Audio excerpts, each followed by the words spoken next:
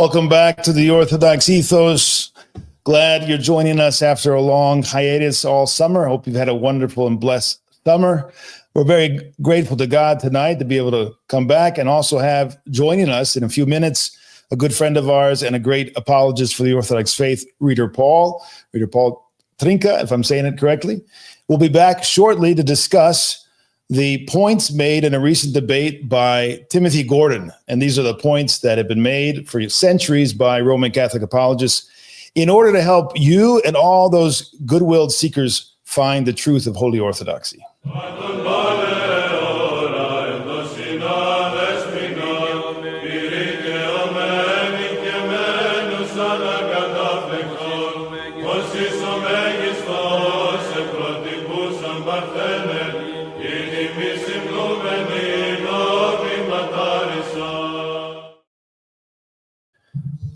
All right, folks, we're going to be looking, as we said, at this debate that happened recently between Jay Dyer and Timothy Gordon. And we're mainly going to be looking at the points made by Timothy in the debate and looking at the Orthodox response to many of them. Because in a debate setting, it's hard for people to stop for a moment and consider a wide variety of issues, deeper issues, things that are ignored, and they're focusing in a very narrow way on a particular point. So we want to give some other things that were not able to be mentioned during the debate, which are extremely helpful and important for those who are seeking the truth about the nature of the church, the identity of the church, and all of the related issues. Tonight, we're going to be having our moderator, Gregory, join us. So if you have questions, we suggest that you put it in all caps, question all caps. Better to put it toward the end of the presentation so that we don't miss it. And we'll be taking questions for both myself and Reader Paul. Before we get into assessing the debate, I wanted to, for those who are not aware, I wanted to bring up a number of publications that exist that are extremely helpful for everyone who's seeking. Uncommon Press has been blessed to be able to produce over the last couple years 11 separate publications, all crafted and published for the sake of the mainly the Roman Catholic seeker. So we'll put them on the screen here and just discuss them briefly before we jump into the analysis of the stream. And the first one we're going to mention here is a classic work that we've republished, The Papacy by Abbe Goutet. And we're going to actually be quoting from that tonight in response to one of the points made by Timothy Gordon. Another book that we published, one of the first books we published a few years ago, and that is this one here, The Ecclesiastical Renovation of Vatican II, which is my own work, my PhD thesis, which is an analysis of Vatican II's ecclesiology from an Orthodox perspective.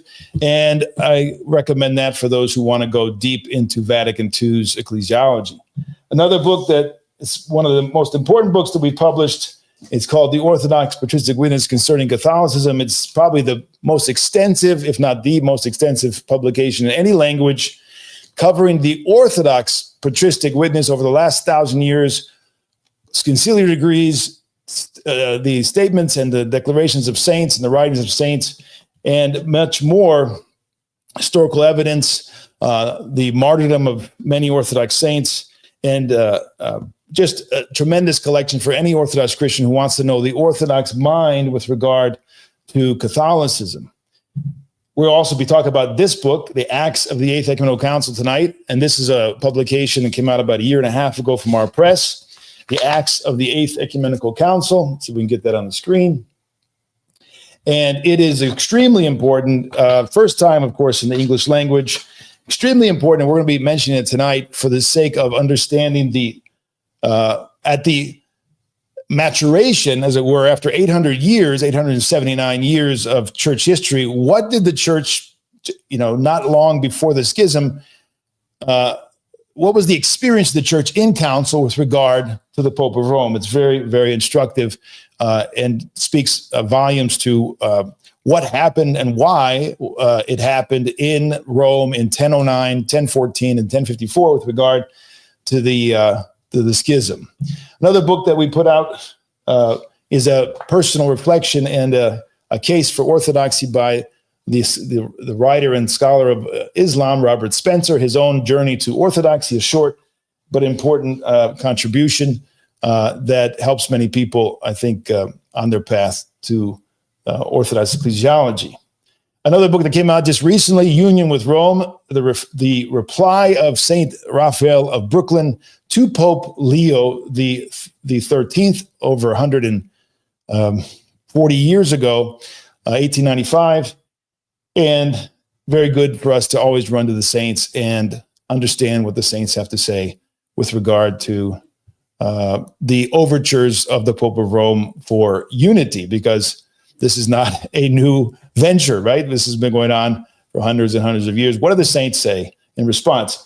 We have another publication, very important to understanding the history of the papacy itself, The Rise and Fall of the Papacy by our own Patrick Craig Trulia, which is a phenomenal study of the sources in the West and explaining the Catholic, in other words, universal true understanding of the papacy in the first millennium and historical examination with many sources cited, very helpful to unravel and clarify the truth with regard to the narrative of the papacy, which is pushed continually. Again, another text which is extremely important in this whole discussion, the Apostolic Treatise on the Procession of the Holy Spirit by our father among the saints, St. Gregory Palamas.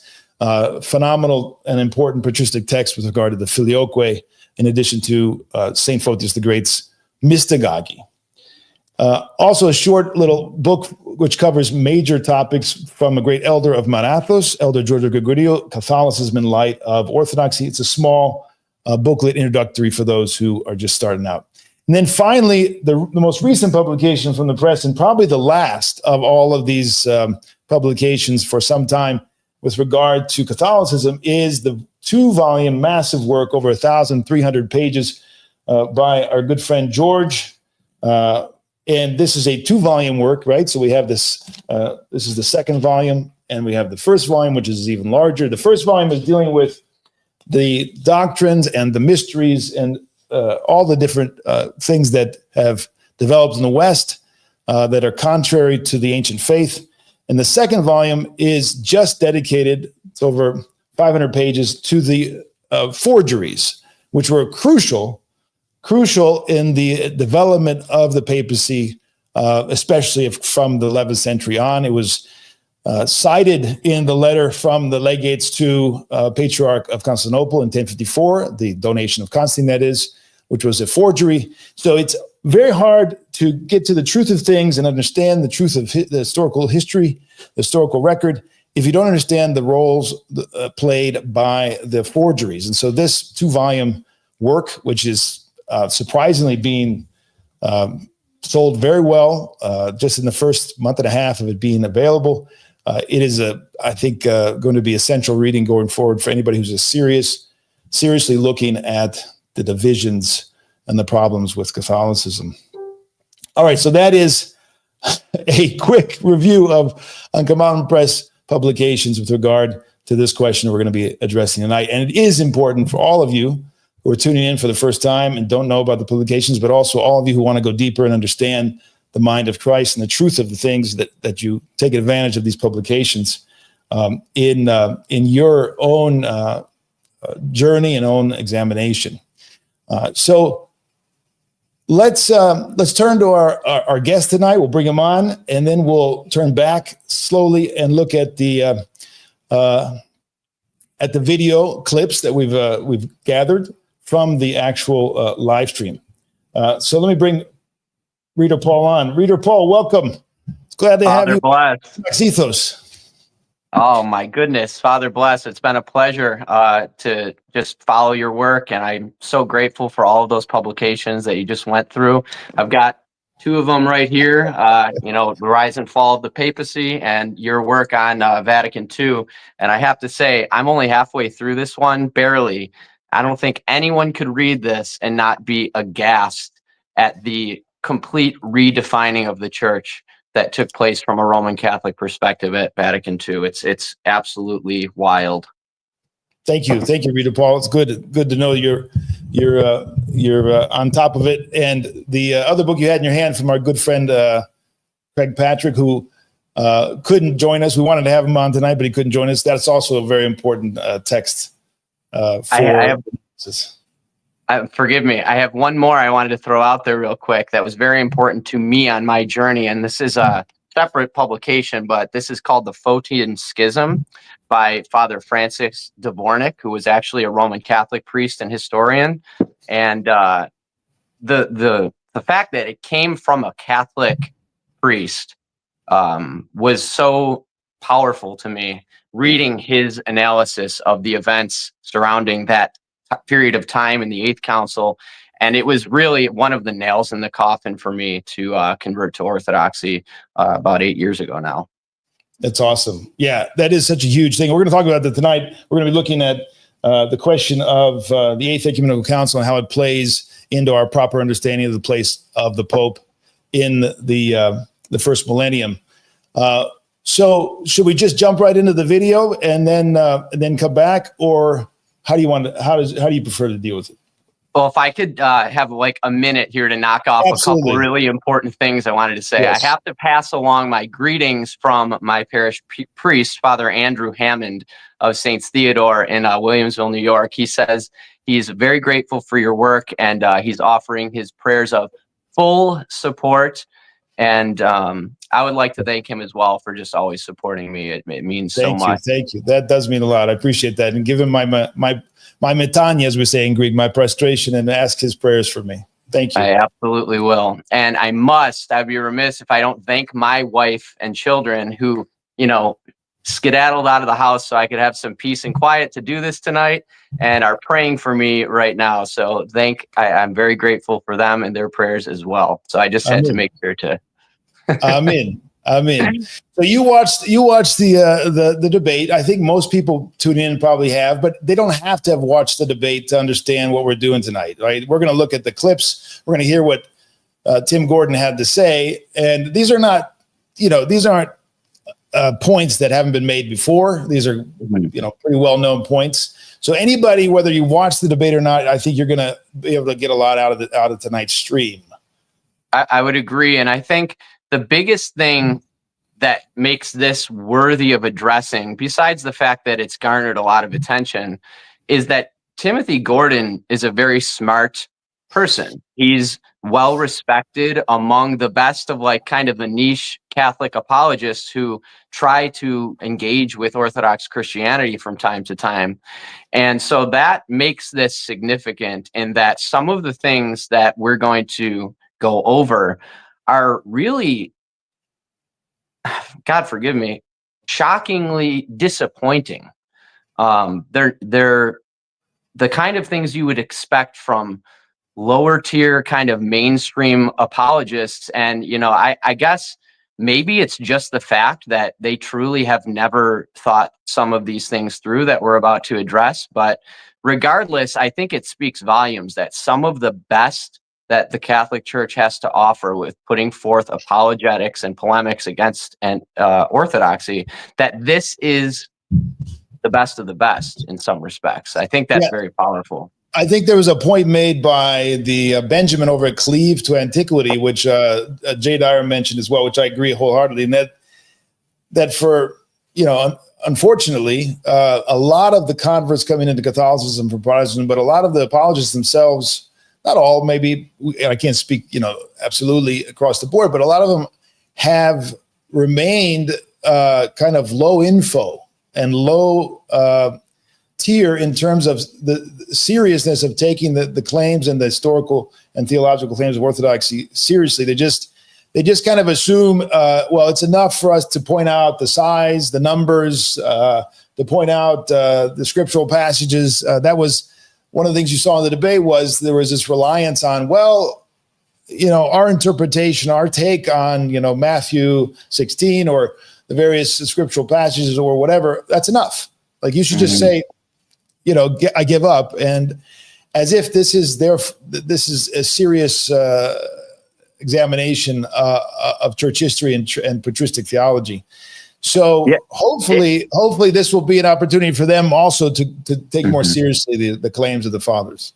I completely agree. And I think back to that little video response that you did maybe last year to Scott Hahn when he was talking about, the ethnic kind of like centrality in the Orthodox Church, where it's just totally discounting the fact that, the Catholic Church had the same experience when immigrants came to establish Catholic churches in America. It's just that kind of, where's the self-awareness when some of these gentlemen are saying these things, I think it's more like an excuse. Like, I wasn't really interested in Orthodoxy, so let me tell you a couple of reasons I've thought about, or that I thought about on my way to Catholicism. It's harder, maybe historically, culturally, linguistically. There are things that make it a little harder to become Orthodox in America. You've got to give up a lot of people sacrifice a lot to become Orthodox, but that's neither here nor there. If you're presenting the truth of the faith and the truth of the church, those things should not be obstacles to embracing the faith. Yeah. Amen. All right, so let's dive into the video. We got a couple of videos we're going to show tonight. After we get done, or at some point, maybe we can slice in a few excerpts from an important interview with Father Richard Price, that we have also available, which is important because it will show that Timothy and others who are apologists are not potentially even aware of or listening to their own scholars with regard to the reality of the papacy and the East in the first millennium. And so we'll point that out for our listeners, but we'll bring that in as we go. Go ahead. Father, one last thing. I think it's very important from my perspective to also thank Jay, because he did it was a master class as far as I'm concerned. The way he pinned Tim on like at three different points, it was just it was jaw dropping what was actually transpiring. So we have this video response to do because he stepped up to the plate and put himself out there to take on that really important debate. So absolutely. Thank you, Jay. Yeah, and we're not going to be touching a good portion of the debate. We're going to be focusing almost exclusively on the third part, the papacy. Maybe we can have another live stream and address those, which I think the other two sections we can characterize as dealing with the question of grace, divine energies, essence, divine simplicity, and then the question of the filioque, Trinitarian theology, which are extremely important, but we're not going to get into those tonight. So we'll have to maybe circle back again if we want to address those as well, because it's a little too extensive. They were talking for 4.5 hours, which we're not going to get to tonight. All right, let's put it on the screen. We'll start with the following excerpt. Jay's right. The church is synodal, and every synod requires a head. The prompt to this section that I didn't hear one word from Jay on is, did Jesus establish the Petrine office or the papacy or something, which is a chronology 2,000 years old. It's either a yes or a no. And if it's demonstrated that Jesus established a papacy, then it doesn't matter what might have happened 1,800 years, 1,900 years into the papacy, for better or for worse. All right, we'll stop there, and I will give you the word first to examine that. So, yeah, and I want to be completely fair to Tim at this point, because I'm not faulting him for taking this angle that I'm about to critique, because really, given how the prompt of this portion of the debate was framed, it was a totally fair and reasonable approach for the debate. But what I'd just like to address is that, if anything, I would take issue maybe with how the debate question was framed, because it kind of lends itself to shift attention away from factoring in the present reality of the state of the Roman Church in this entire question. So for a debate purpose, I understand that, but I think I see this all the time with Roman Catholic apologetics, where people and people who are seeking kind of fall into this trap where they hyper focus and fixate on like the claims of the papacy in history and trying to decipher and discern that, to the complete neglect of factoring in the downstream reality that is the on the ground present state of the church. And so, you know, it makes sense that he took this approach for the debate, so I'm not faulting him, but I do think it's really important. And I kind of put together an analogy just for the people watching, because I know there's a lot of people stuck between Catholicism and Holy Orthodoxy. And just think of it this way. I know our attention spans are shot, but if you'll humor me, can I walk you through this analogy real quick? You bet. Okay, so imagine you're presented with two scenarios, only one of which can be true. There's like an address for a home, right? It's, let's call it 100 Orthodox Way. And there are two very similarly designed houses right next door to each other that are claiming to be the original house that address belonged to. They each have a deed for the house, but for whatever reason, the house number is distorted on each document. On one hand, Father Peter claims that his house is the authentic original 100 Orthodox Way. On the other hand, Reader Paul claims that his house is the authentic original 100 Orthodox Way. So after doing some digging in the archives from the building company, Father Peter and Reader Paul now have access to the original building plans for the house with that address.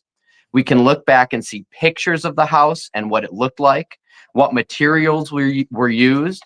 There's an abundance of documentation available to both of us, which clearly reveal the fundamental details which would be essential in identifying the real house that originally bore this address. The only problem is these houses are, on the surface, extremely similar. Most of the details we have documentation on don't provide an open and shut case for either side, since both houses have the same layout and they each use almost all of the same materials. So you have Father Peter making a very compelling argument that his house is that house. He presents strong evidence that, while not direct proof, seems very compelling. Reader Paul also makes a compelling case for his house belonging to that address. Are you kind of seeing where I'm going with this? Mm-hmm. And this brings to mind, I'm going to pause and take a little divergence here. I remember a Catholic apologist, Eric Ybarra, one time conceding, and it kind of caused a firestorm, that the question of the papacy in history, the supremacy of the Pope, is a 12-round fight. I don't know if you remember that, but he acknowledged that, which I think was a very honest moment. So let's continue. Two sides making compelling cases. So now what? Well, imagine that in the plans, there is a critical detail that they discover. The original building plans for this address included a basement. There are even photos of the basement foundation being laid. Father Peter's house doesn't have a basement. Reader Paul's house does. As a third party. It makes sense. I live in Arizona. You live in New York, right? So that actually makes sense. Yeah, it actually does make sense. Sorry. So as a third party observer, and this is my question that I would pose to the audience, anyone who's stuck between these two paradigms and discerning. As a third party observer to this hypothetical dispute, wouldn't you want to know this information about the basement? Wouldn't this sufficiently settle the issue and reveal the truth of the matter? Surely Father Peter must be mistaken. His house did not bear this original address. Now, imagine Father Peter keeps drawing your attention back to look at the deed because he thinks you can clearly make out a 1 and a 0 amidst the corrupted document. And every time you, the third party observer, try to bring up the fact that clearly his house has no basement, so it can't be his address, he just keeps trying to force your attention back to the deed and other evidences that could support his case potentially. Perhaps even initially, the evidence that Father Peter presented was more compelling than that of Reader Paul. But now, knowing what you know about the basement, would you as a third-party observer find it reasonable to ignore the damning proof that is right before your eyes and to continue entertaining the arguments of Father Peter? This if I may, is the folly of approaching the question of orthodoxy versus Catholicism by hyper-focusing on the question of the divine institution of the papacy. It's a worthy question to study, no doubt. Someone needs to evaluate these questions and come to a firm conclusion as best as they're able. But if there are downstream chronological realities that disqualify the Roman Catholic Church from being the authentic claimant to possessing the faith of the apostles, then wouldn't it be reasonable to humble ourselves before that present reality and its necessary implications, rather than continue to spin our wheels and focus all of our attention on complex questions of history and interpretation while ignoring what is readily apparent, if not undeniably obvious? There's a fundamental error in the approach that you're pointing out, and that is that these things are not separate. You can't separate the two. Like you can't ignore the 1,000 years since the schism and the fruit of the schism and all the changes and innovations. The elephant in the room of Catholicism today, which is why it's in this crisis, this worldwide crisis since Vatican II. It's all the fruit of many, many generations, and that's the only way you can properly understand anything. Like all of our in our spiritual life, when we end up falling, it didn't happen in that moment. It happened many, many stages before that. It was a process. It was a process of delusion. So the idea that you can just kind of put everything aside, the last 1,000 years and the reality of the church today, and look only at the first millennium, I think is fundamentally flawed. They're inseparable. They point to the same reality. Either you're the body of Christ or you're not. And they help to interpret one another. So his approach is flawed from the beginning. Yeah. And again, I want to be completely fair. I understand this was a debate. That's how the question was framed. I get it. So I'm not coming at him from that on that specific point for that reason. But Tim, if we're being honest, like every Roman Catholic apologist has every incentive ever to steer seekers away from considering the present state of the Roman Church, because it's a tremendous weakness for their position. So, for them, it's all downhill pretty much after the medieval papacy for the traditional Catholics. And, Tim is notorious, among others, in my opinion, humbly, as someone who suffers from that cognitive dissonance, of we'll call it cafeteria Catholicism, traditionalist edition, because the traditionalists love to levy that accusation against the liberal Catholics who support abortion and all these other things. But in reality, they too are picking and choosing what they want to adhere to. And I think, we'll get to this later, hopefully, but that is another thing I would like to address, because Tim always wants to focus in this debate about what was infallibly declared. That's why he keeps backing it up to there's only 2 infallible statements, which nobody really knows. But of course, he wants to focus it on what was infallibly declared, but he never wants to focus on what he's conscience bound to adhere to and accept and submit to. And that's the distinction. It's kind of like that's the major obfuscation that happens. It's focusing everyone's attention on the infallible statements, but never on what they're conscience bound to accept, which they would have serious problems with, all the traditionalists. And they do reject a ton of things that have happened and are happening right now. So they do pick and choose pope to pope. But I think the Orthodox point, one of the points that need to be made and considered, is that you can't understand the crisis you're in Catholicism for the last 50, 70, 100 years in isolation from the previous 900 years, 800 years, until you understand it in context and you see it with regard to the first millennium, not just narrowly the papacy, but the entire experience of Christ and the church and all of the, especially the spiritual life. Unless you understand it in the proper context and you compare it to the first millennium, you won't see. You'll remain blind to the reality of the departure. So it's extremely important. Anything else before we go back to the video? from your I guess I perspective? would just say one last thing to the viewers watching who are caught in between here. You know, I've talked to so many people for extensively, sometimes for years, and we ran the gamut of problems, contradictions, and all the other things that are part and parcel of that present reality. And it's like they're just stuck, and they just say, "Well, I just can't get past Peter," because they never allow the present reality to color their consideration. And that's all I'm ultimately saying. So I think we've hammered that home. So I think we can, if you're good, we can keep going here. Okay, let's do it. All right. So let me bring this like that, I think best, and we'll push play. What would matter?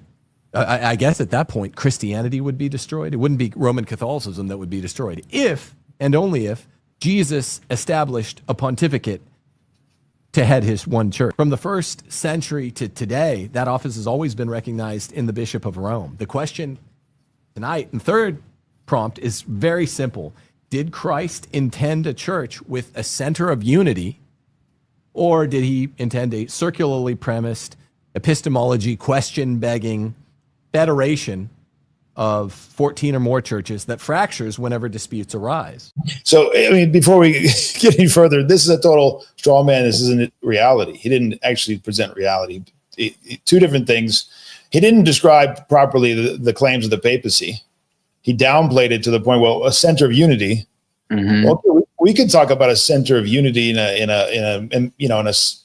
the terms of among the bishops, the first among equals, who's going to coordinate. That exists to this day in Orthodoxy without the papacy, but it exists in the first millennium. There is a center of unity. So if we don't have nobody has a problem with a center of unity. How do you define that center of unity? But that's not what they say. They say there's immediate universal jurisdiction. Mm-hmm. That's not just a center of unity, and indeed infallibility. So that description was woefully inadequate. And then his straw man of Orthodoxy was grossly inaccurate. So, people who don't know the sources, don't read the text, that we like the Eighth Ecumenical Council, which we need to really unpack for Tim. They might have fallen for that. Yeah, absolutely. And here is where it starts getting really bad from my perspective right off the bat. Now, obviously, this is a bit into the debate, into the third portion of the debate. So we're kind of, picking up at that section, like you said earlier. But Tim starts talking here about epistemology. So he's kind of bringing up this polemic that you hear all the time about. Essentially, it's like Orthodox don't know how to tell if a council is true or valid, or true or false, right? Because they don't have the Pope, the office of the papacy. That is the fundamental argument. So I really want to spend a little bit of quality time here, because this is so important for people. Yeah. I'm sure you've seen it, Father. People get really tripped up on this because on the surface, it sounds like a really great argument. Right. Is this the end of the clip? Is it, the clip better than me? Do we need to go a little bit further to get to the end of the clip? Because I think it goes black space. So we're good here. I want to preface. Okay. I want to preface what you're about to play, just to give it a little bit of context. Tim's attempting to refute orthodoxy here on the basis of this circular, question-begging epistemology. But at the core of this claim is the idea, again, that without a pope, the Orthodox have no immediate, perpetual means to epistemic certainty regarding whether a council is true or false. So what he's fundamentally, functionally doing here is asserting a standard that a Christian paradigm must meet in order to be tenable. And he's saying this, he's taking the position that this is a must. You don't have it. Therefore, at bare minimum, Catholicism is tenable and Orthodoxy is not. So in many ways, it's exactly the same argument as I made against Protestantism to some respect in my epistemology video. Because what I said to the Protestants, and which nobody has ever even attempted to refute yet, is you have to check the box on epistemology in order for your paradigm to get out of the gate. And because sola scriptura doesn't offer or posit any means to epistemic certainty with respect to what books are in the canon or how to properly interpret them, it is actually fundamentally a self-defeating epistemology that just it's over right from the get-go. That's what Tim's trying to do to us on this question right now. I understand it very well, and I could see right through it. And what's wild to me is how he doesn't understand. I don't know if it's an ignorance of history or I mean, he's so smart. I'm sure he's way smarter than I am. So he understands epistemology, but I can't explain it. But let's go through basically what the problem with that is. And I would like to say this clip was only the beginning, because he's going to go on throughout the course of this debate and launch this polemical attack regarding the circularity of Orthodox epistemology on this issue 7 more times throughout the course of this debate. And so you might as well, if you want to, you can actually play that montage. Let people hear what he has to say. He's just going to beat this dead horse over and over again. All right, let's hear it. And where you define the councils as being ecumenical when we accept them, but the accepted councils are how we know they're ecumenical. That's the Orthodox way. That's the way anytime you have a synod without a head. There has to be a visible sign of unity. So do we keep going? Is that you can keep you can keep going. Now there's this circularity operating within Orthodoxy because they don't have a principle of unity or oneness on earth. They'll say the councils are ecumenical when we accept them. When we don't like them, we won't accept them. And we know because they're not ecumenical. So it's a classic question begging, or petitio principio. At this 4th ecumenical council, it shows the epistemic flaw in Orthodoxy, that it's circular. The councilors are ecumenical when we accept them, but only the accepted councils are ecumenical. There is another group, the Oriental Orthodox, who broke away, and they never accepted the 4th ecumenical council. We Catholics have a way. We agree with the Eastern Orthodox. This is a valid council. We agree with each other about that. We have a way to show it. We have a visible sign of unity. Before we go on, I just a little note. I've always struck me as odd how contemporary Roman Catholics, what I call papal Protestants, because of course we know the Pope was the first Protestant, that they don't associate themselves, or they make a distinction between us and the Orthodox at the time, the Eastern Orthodox. But we don't do that in Orthodoxy. The Pope is Orthodox. He's the Pope of Rome. It's right. We don't see that the 4th Council as 2 groups agreeing, but they really do see themselves as limited to the confines of Rome. They don't see. That's what it sounds like when they talk about it. They like the Eastern Church is not their church in the first millennium. Do you ever get that sense when they're talking? Oh, I had that exact same feeling when he was saying this live the other day. Yeah, that sounds. I don't know if he necessarily means it that way, but I mean, why does it come off that way? The way he's phrasing it, like we were separate back then. Yeah, I mean, the Pope of Rome, Leo, was Orthodox, and he was celebrated as being, in agreement with the great Alexandrian theologian, which was, he was the test of the 4th Council, and Leo came and they said, yes, this is the faith with it. And so why the distinction and seemingly division in their mind between Roman Catholic? It's almost like they don't see themselves as the church of the first millennium outside of the Church of Rome. It's just a very weird way that he phrased it that gives that impression. I completely agree. Yeah, hopefully that's not what he means, but I've heard this multiple times from contemporary Roman Catholics. All right, continuing on. We know that synods all have heads. The Orthodox can't. Whose epistemology, which is really just conciliarism, a valid council is ecumenical. We know that it's ecumenical because we deem it's valid, destroys itself for all to see. It's a circular rule of faith. And you're never going to hear them build this up, the circular rule of faith, because it's indefensible. Their hierarchy can and does fall into heresy. This is not just tu quoque. They're not bound to accept ecumenical councils. The council. Didn't he admit the Pope fell into heresy? He accepted that in the debate. As far as I remember, I know he believes that Pope Francis allowing, divorced and remarried individuals to commune with heresy. I think he accepted Virgilius or Honorius, and he said they can fall into heresy. So that's Yeah, he said Honorius. He did say that, yes. Yeah. Let me just go back a second so we don't lose the train of thought. Hang on. All right. This circular rule of faith, because it's indefensible. Their hierarchy can and does fall into heresy. This is not just tu quoque. They're not bound to accept ecumenical councils. The councils are ecumenical when we accept them, and the accepted councils are ecumenical. This is the rule of faith if you really press on orthodoxy at all. There is no epistemological framework for determining which councils are ecumenical and why. That's not true in Roman Catholicism. In Roman Catholicism, we have this visible sign of unity. And with no living, visible authority or sign of unity, how is the Eastern Orthodox believer to know which councils to accept? They simply won't tell you this. Well, because it's just true. You just have to accept it as true. It's a question begging. Roman Catholics have the papacy to tell us.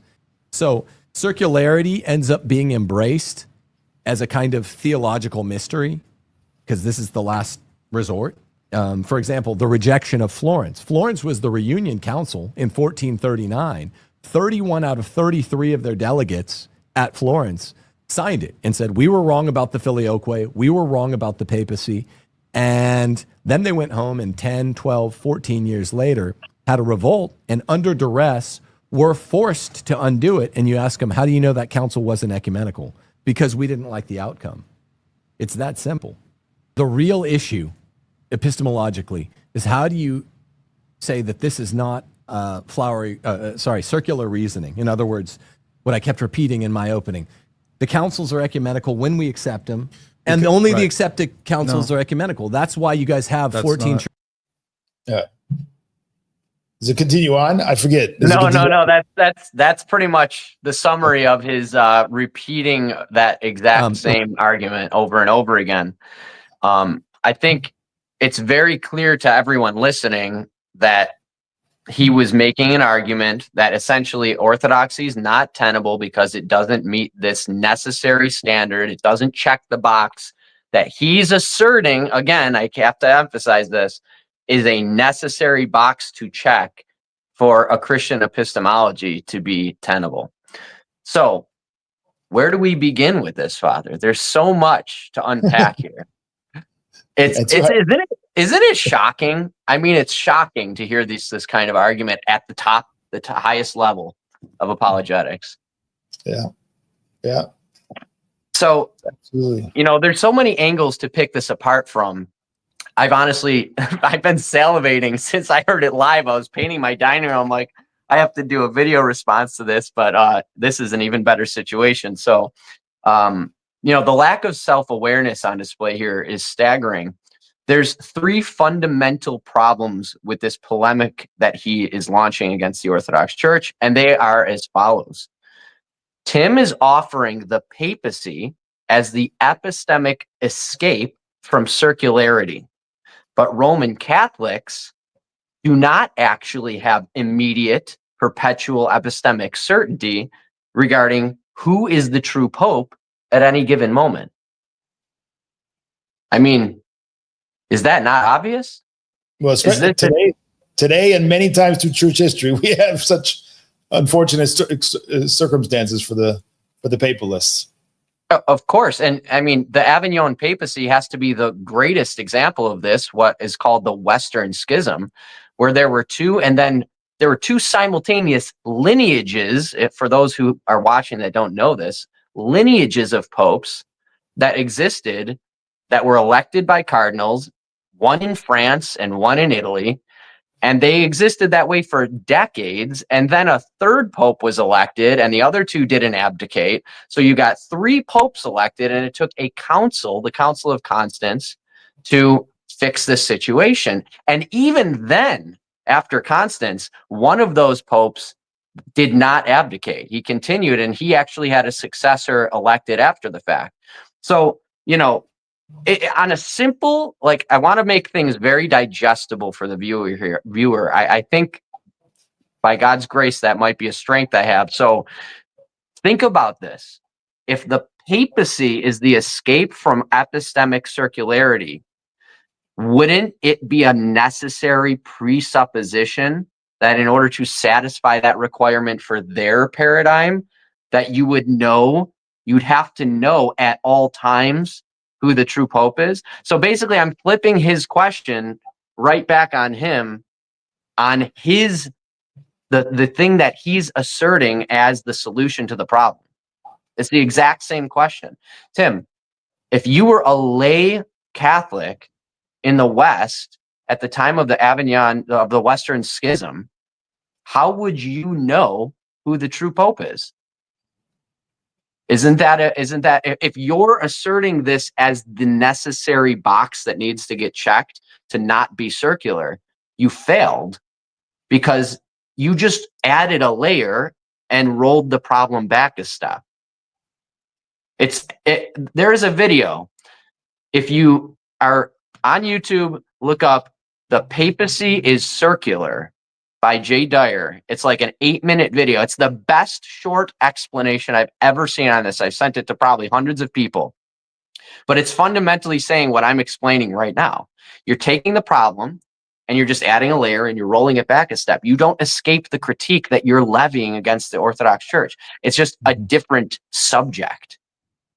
Are you following that? This is so critical.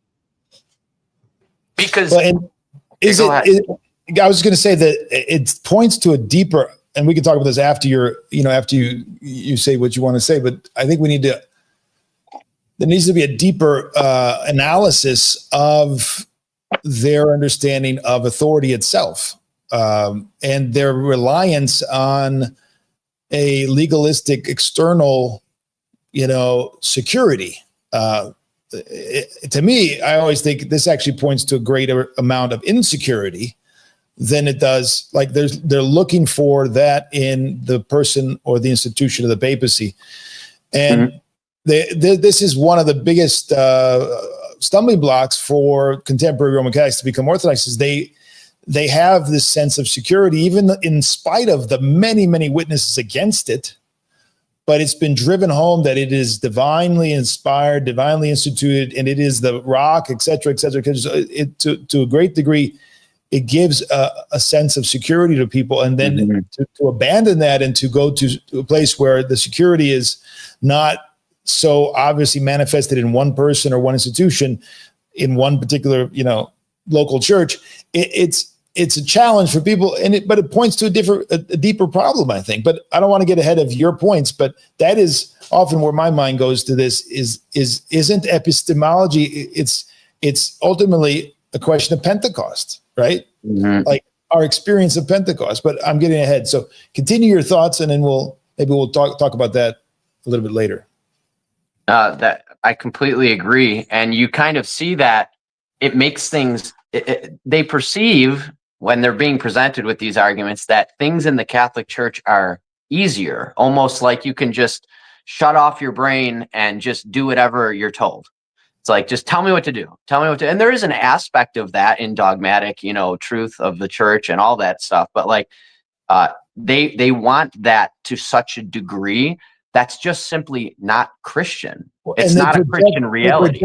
They project that on church history, and they want church history to be that simple, clear-cut thing, and it's just not. And if they actually get into the nitty-gritty of church history, they're challenged terribly as to, wait a minute, maybe, I always think, do they even consider the Second Œcumenical Council? There was essentially no representation from Rome. It was a local council. They didn't accept it for decades, if not centuries, and they were out of communion with the head of the council. Okay, so what do you do with that? Do they just ignore that? They seem to just ignore that. Do they have any serious explanation? Doesn't seem like it. There are many such historical challenges to their narrative, but it's not really a question of them seriously considering the narrative. It's a question of them dealing with their spiritual challenge. It's a spiritual challenge. Like to me, that's where I think people like, how do I get loose from that that security blanket that I wear, but it's not really a security blanket at all. In fact, it's probably put you to sleep spiritually in a bad way, like you said. And isn't that the documents themselves kind of lead people to that? If you read some of the documents you sent me just a few minutes before the live stream, it is, you must in every way, et cetera, et cetera. The language and the approach of Vatican I, et cetera, leads people to that stance. you're supposed to take that stance of passive submission, blind obedience. And that becomes a way of kind of life. And this is why I think there's so much crisis today in Catholicism since Vatican II, right? Because how do we deal with this? And there are a lot of different takes. There's a whole spectrum of takes. Like, what do we do with the papacy? From there is no pope to it doesn't matter, blind, shut your eyes and follow, and whatever he says, blindly obey, which is actually probably more faithful to the Vatican I documents than anything. But many people don't do it. Yeah. Yeah. I completely agree. You see this manifested in people as they navigate these questions as well. And it's actually really sad to witness sometimes, because they've had that security blanket. And like you said, it's a false sense of security. It's a false comfort. And when it's exposed as such, it can feel very frightening, because you've put your trust in this institution, in this office. And, you feel like, even though we may give good answers to their questions, they just feel like, I don't mean this to be condescending. They feel like a kid without their blankie. You can try and use your words and comfort them as much as you want, but it takes time to work through like shedding that baggage. But it's very important to do that. And, part of the way we do that and help people is by breaking apart, and breaking down and refuting these terrible arguments. I mean, they're terrible. And so, there's multiple ways his argument fails that he just made. I just described the first way, epistemically. It fails. It doesn't satisfy. It doesn't solve the problem that he claims it solves. He's just ignoring that question being applied to his own epistemic framework. So that's the first way. The second way is, if his assertion were to be true, that, a pope rubber stamping a council is the way that we know for sure that a council is true and valid, there would have to be no examples in history where the Roman Church, after the schism especially, would have rubber stamped a council and then went back on it. Sometimes, maybe in one occasion, 200 years later. Maybe you'd want to talk about that example and why that fails, Father, with respect to the Eighth Council. Yeah, that's so important. And that's why we spend so much time and energy to translate and edit and publish the acts of the Eighth Œcumenical Council, because my contention is that if you truly understand what happened in 879, and then what that council said about 869. Of course, 869 was the council that dethroned Saint Photios with it was the authoritarian, let's say, papal intervention in Constantinople, and 879 comes along and, of course, totally overturns it and rejects it.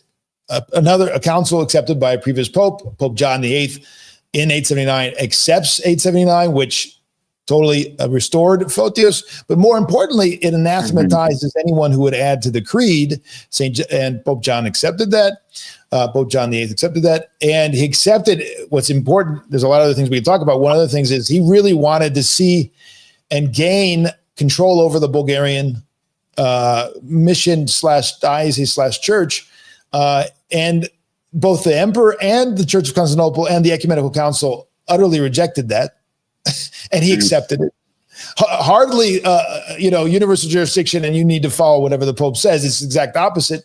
He had no success in that. He was rejected, and he accepted the utter rejection of any addition to the creed. His successors, unfortunately, Pope Sergius IV in 1009, in his confession of faith that he sends to the Patriarch of Constantinople, adds to the creed, the Filioque.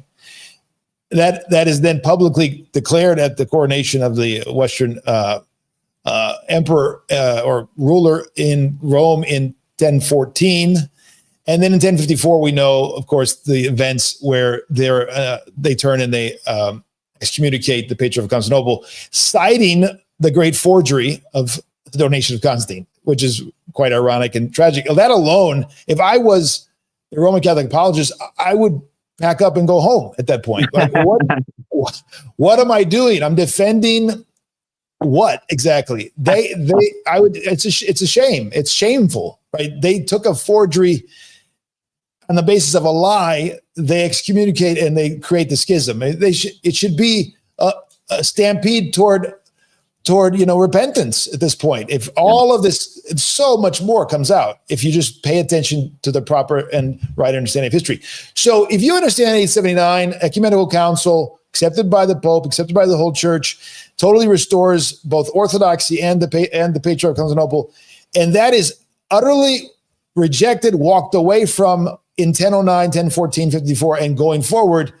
And then they have this schizophrenia that then develops where they have on the books both 869 and 879 in the West, according to scholars who, and those who pay attention to their canons. They're not rejecting anywhere. They have schizophrenia. Both councils, you can't accept both councils. You have to accept one or the other. They're both basically accepted in the West and never rejected. 879 is never rejected. And so they walk away, and then they go back about 150 years later and they recognize 869. As I said, they recognize both, but they didn't do that for 200 years. They followed Pope John VIII, and Pope John VIII himself in letters to missionaries, he's rejecting the filioque. We have that in the book as an appendix. So where is the clarity that Tim Gordon is presenting, that you just got to follow the Pope, close your eyes, and it's all there. It's all neat. And we don't have, this epistemic problem among. They have it worse. They're far worse. They have it far worse. What do they do with that? How does he explain that one? Do they even know? Do they even know that this is the reality? I think a lot of people don't know. Unfortunately, we ourselves as Orthodox are partly responsible for that. Like, we have to take responsibility for our. Over time, we allowed the Eighth Council to kind of fall by the wayside. We allowed in the 20th century the narrative of Western academia to kind of say that, well, this isn't really an ecumenical council. There are Orthodox who take issue with it being the ecumenical council. Lord have mercy. In ignorance, right? They don't know that it's been commemorated again and again as the Eighth Ecumenical Council in 1484 by St. Mark of Ephesus at Florence, by the patriarchs in 848. It's been commemorated again and again as the Eighth Ecumenical Council. So, and that's, again, in East and West, it was accepted as the Eighth Ecumenical Council restored. It's really the basis for any serious restoration of unity. Unless we go back to the Eighth Council and we understand what was done there, and the West has to come back to that and say, yes, the filioque cannot be added to the creed, must be rejected from the creed, at the very least. I mean, it's a heretical in theology, but at least they have to accept that their Pope and the Church universally at the time utterly forbid additions, and they added. They've walked away from the councils. They walked away from all of the councils, not just the Eighth, because the Eighth was just reasserting the same stance that they had had since Ephesus, if not since the Second Ecumenical, which established the second part of the creed. So, yeah, you don't even have to leave the first millennium, but then if you get in the second millennium, there's a lot of confusion as well. But I'll let you comment on that as well. Yeah, thank you for that explanation. And just for those following along, I know that can be a lot of information to take in as a summary, but let me summarize the summary really quick. Pope John VIII ratified the Council of 879-80, which forbade, under pain of excommunication, anathematized anybody who would dare to add so much or subtract so much as a syllable to the symbol, singular, of faith, the creed. So, people will say, oh, well, they added to the creed earlier in history. Okay, but at this point in history, this council, which again was ratified by a pope and accepted for 200 years, roughly, give or take, forbade any additions or subtractions, and under pain of anathema. So again, if Tim's correct, we already pointed out his epistemic problem, that he doesn't escape the same critique he levies against Orthodoxy. We are now pointing out that he doesn't even get to make this claim that the Pope, even in theory, solves this problem, because we have a concrete historical example of when a council was ratified, which anathematized people for doing something, and then Rome and later popes did that thing, and they just went, well, whatever. So where there's no consistency here, that argument fails for a second reason there on that point. And, I'd like to read really quick a quote from that book that I had showed, The Photian Schism. This is Father Francis Dvornik speaking at the conclusion of the book, basically after he's compiled all of the evidence, which really in many ways rehabilitated St. Photius to the Western reader. And he says, thus, at the end of our investigations on the ecumenicity of the Eighth Council, 869-70, the earlier one, we have arrived at results that may at first seem startling. The Eighth Council was not included among the ecumenical councils by the Roman Church from 880 till the beginning of the 12th century. And until that time, the two churches were in perfect agreement on this important point. It was only as a result of the canonists' extraordinary oversight at the end of the 11th century that this council reappeared on the list of ecumenical councils. Canon 22, forbidding laymen to interfere in episcopal elections, discovered by the canonists of the Gregorian period, mainly contributed to the popularity of the council in the West and facilitated the canonists' misrepresentation. Until the 12th century at the earliest, no declaration had ever been issued by the Holy See, including this council among the ecumenical synods. That it should have figured as one of the venerable ecumenical councils must necessarily have influenced the Western verdict on the Photian affair and supplied an important factor in the growth of what we now call the Photian legend in the Western world. So again, he's admitting, this is a Catholic priest doing the historical research, admitting that the East and West were in perfect agreement. Pope John VIII ratified the council. Everyone agreed. It was accepted. The anathemas were accepted. Done deal. And then those anathemas Rome fell under those anathemas when she added the filioque to the creed. So which is it, Tim? Like you don't get to make this assertion in the light of the reality of history. So do you just not know the history? What is it? They don't know the history. That's the reality. They have been sold, a kind of propaganda, summary of what they need to know to defend the papacy. And they quote mine exceptionally well. They're very good at quote mining. We're going to talk about one of those quotes, at least Irenaeus is what he brought up. But that's the problem. They don't know history. And, it's terrible, but they can learn. That's the good news. They can learn. We have publications. They can get in English now. They have access. And they can learn and they can be freed. And I think what you said earlier was really good. We need to help. I mean, this is true on many levels, right? But now we're talking about particularly, Catholicism, but this is true spiritually across the board. We need to help one another, each other, other people in any way possible to come to self-knowledge, right? Self-knowledge is the prerequisite for true spiritual life and knowledge of God. And they have to come to true self-knowledge and this knowledge of the reality of Catholicism. That's why we did all this publication, all these translations, all this work for 2 or 3 years. Why you're doing so much of your work is to help our brothers and sisters to come to the reality of the truth of things, because they've been sold a bill of goods and a version of history, and they just ignore huge elephants in the room that are inconvenient for their narrative, and that's got to be destroyed if they're going to get free and truly come, and get free and come to the knowledge of the truth and of the church as it's really operated and lived for 2,000 years, because they don't know it. It's obvious from these kind of presentations. Yeah, well, absolutely. Oh, forgive me. Sorry. Didn't mean to interrupt you. No. There's a third issue here, and it's actually the most ironic. And, it'd be funny if it weren't so tragic to witness people doing this kind of as a knee-jerk reaction to learning about the Eighth Council and this conundrum that they have to somehow try to deal with. When you press Catholics on this issue of the Eighth Council, they will voluntarily, inadvertently reveal that they actually don't have any infallible knowledge of what councils are actually true or false. So they will actually appeal to their lack of epistemic certainty. Because when you say, hey, don't believe me, go look at any list of ecumenical councils that, of the Roman Catholic Church. What's on that list? Find one anywhere.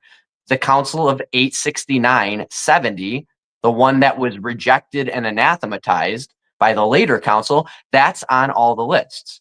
So their response to that will be, oh, well, those lists aren't infallible. Oh, interesting. So where's your infallible list of ecumenical councils, since this is your whole argument that you have epistemic certainty because of the papacy with respect to what councils are ecumenical? So it's not only this issue, though, that highlights this reality of their uncertainty when they're pressed. I sent you a couple images. I don't know if you downloaded them. If not, that's okay. But let me just pull this one up, because this is kind of one that made its rounds a while ago. And it's from the Melkite Eparchy of Newton. And this eparchy basically covers, to my knowledge, all of the United States and Mexico for the Melkites. And on their website, in this catechesis area, there's like little sections for different ages of children and everything. And these are official answers for catechism. In the older kids section, there's a question: what are the ecumenical councils? And the answer hosted on that website is the 7 great meetings called that gave expression to the basic faith of the church. Yes. So these are Catholics, Eastern Catholics, saying there's only 7 ecumenical councils. So which is it? Are there 7 or 22 or however many that they say they had since then? Right. So, on top of that, you have basically that same website saying, was Vatican II an ecumenical council? And it just says no. Just outright says no. So where's the certainty? I need clarity on where the certainty is. Somebody help me out here. Are they just wrong? Who's correcting them? Yeah, I'm going to bring these up right here in a minute. I'm going to bring these up for you, for the readers, for the listeners. I get them up 1 second. Yeah, no problem. And so that's 3 points, 3 different ways we can completely refute Tim's repeated this point that he thinks that he's making some mic drop moment, argument closing point about our alleged circularity, which his paradigm escapes, is false for at least 3 blatantly obvious reasons, if you're familiar with certain aspects of history and if you just understand their own epistemology. If you go into the whole question of the contemporary Uniate/Eastern Catholics and their their allegiances and their the recognition of St. Gregory Palamas, I mean, isn't that also getting into the realm of Confucio and a lack of the clarity that they all claim? Some of the things that we've seen, you're probably familiar with those as well. Absolutely. I don't know if you wanted to speak to that a little bit, or if you wanted to pull that. I don't know if you're trying to pull the image up, or we're going back to the video. But let me get the image up. Let me see if I can get it up. So this is the Melkite.org. You can see it on the screen. And this is with regard to was the Vatican Council an ecumenical council? We're talking about Vatican I, I'm assuming. I think it meant Vatican II. Oh, Vatican II. Okay. The Vatican Council was not an ecumenical council. No participation from the Orthodox. Okay. What are the ecumenical councils? The 7 great meetings that called the great expression to be basic faith of the church. So 7, not even 8 or 20. What is it? 21 that they recognize. So yeah, and then that's a bit later, I think. But then these are a bit later. Yeah. Okay. So to kind of close that out, Father, because it's just so important that people don't accept these epistemic arguments. The papacy, true or false, this is not a reason it's true if it's true, right? Obviously, my cards are on the table. I'm Orthodox. But if you're going to evaluate these questions, this is not a good argument. This is not, in fact, is a terrible self-refuting argument. It's just as self-refuting as the Protestant epistemic, because, again, only because he's leveling the standard. He's making the assertion that this needs to be a reality in order for a Christian paradigm to be true. So he's taking for granted and just assuming that he has epistemic certainty with respect to who the true pope is at any given time. And by the way, it wasn't just the Western Schism or the Avignon Papacy. I think we all saw what happened after Pope Benedict XVI resigned, right? How many traditionalists were going, oh, Pope Francis isn't the real pope. He's an anti-pope because, you can't really resign or this and that. And people can mock those people all they want, but there are very serious voices in that world casting doubt, including, if I'm not mistaken, correct me if I'm wrong, Taylor Marshall was one of them. So this is someone with a great degree of influence, and I don't quote me on that. I know there were several people. I think he was one of them, but there were people with great influence who were pushing this idea that Pope Francis wasn't a legitimate pope. So again, it doesn't solve the problem, and so I can't make that point clear enough. Let's see. Did we clear that? Yeah, I think we're pretty good on. Oh, last point. You may have heard him say, oh, well, whenever the Orthodox are pressed on this question of how they know which councils are true or false in the moment, he says, oh, well, they just appeal to, some kind of mystery. And basically, essentially, he's kind of mocking our trust in the Holy Spirit at the end of the day, which is something that they lack in their paradigm, which is why they're always trying to substitute the Holy Spirit for a guy in Rome. That's basically what is happening here. So while he mocks us, the irony is that really, when you ask again, you flip the question around on him and say, well, during the Western Schism, how did the Catholic laity know who the true pope was? Oh, well, God works in mysterious ways, and they may not have had certainty, but we can go back 500 years later and make a nice, neat, tidy list of popes and anti-popes, or whenever they do that, and try and make everything look nice and simple and neat and clean in retrospect. But that doesn't help the people who lived through that chaos and confusion in the moment. So again, he's every time he points a finger at us, he's pointing another one right back at himself, and he doesn't even realize it. Yeah, it's low info in a big way. And that low info allows people to believe in kind of, slogans. And the slogans, if they're kind of become an article of faith, and then people feel this security, and they can just go on ignoring the huge swaths of history that show that this was not the case in reality. Did you want to? Is there something else here in terms of the Chalcedon and Oriental Orthodox? Is there anything there that you want to talk about?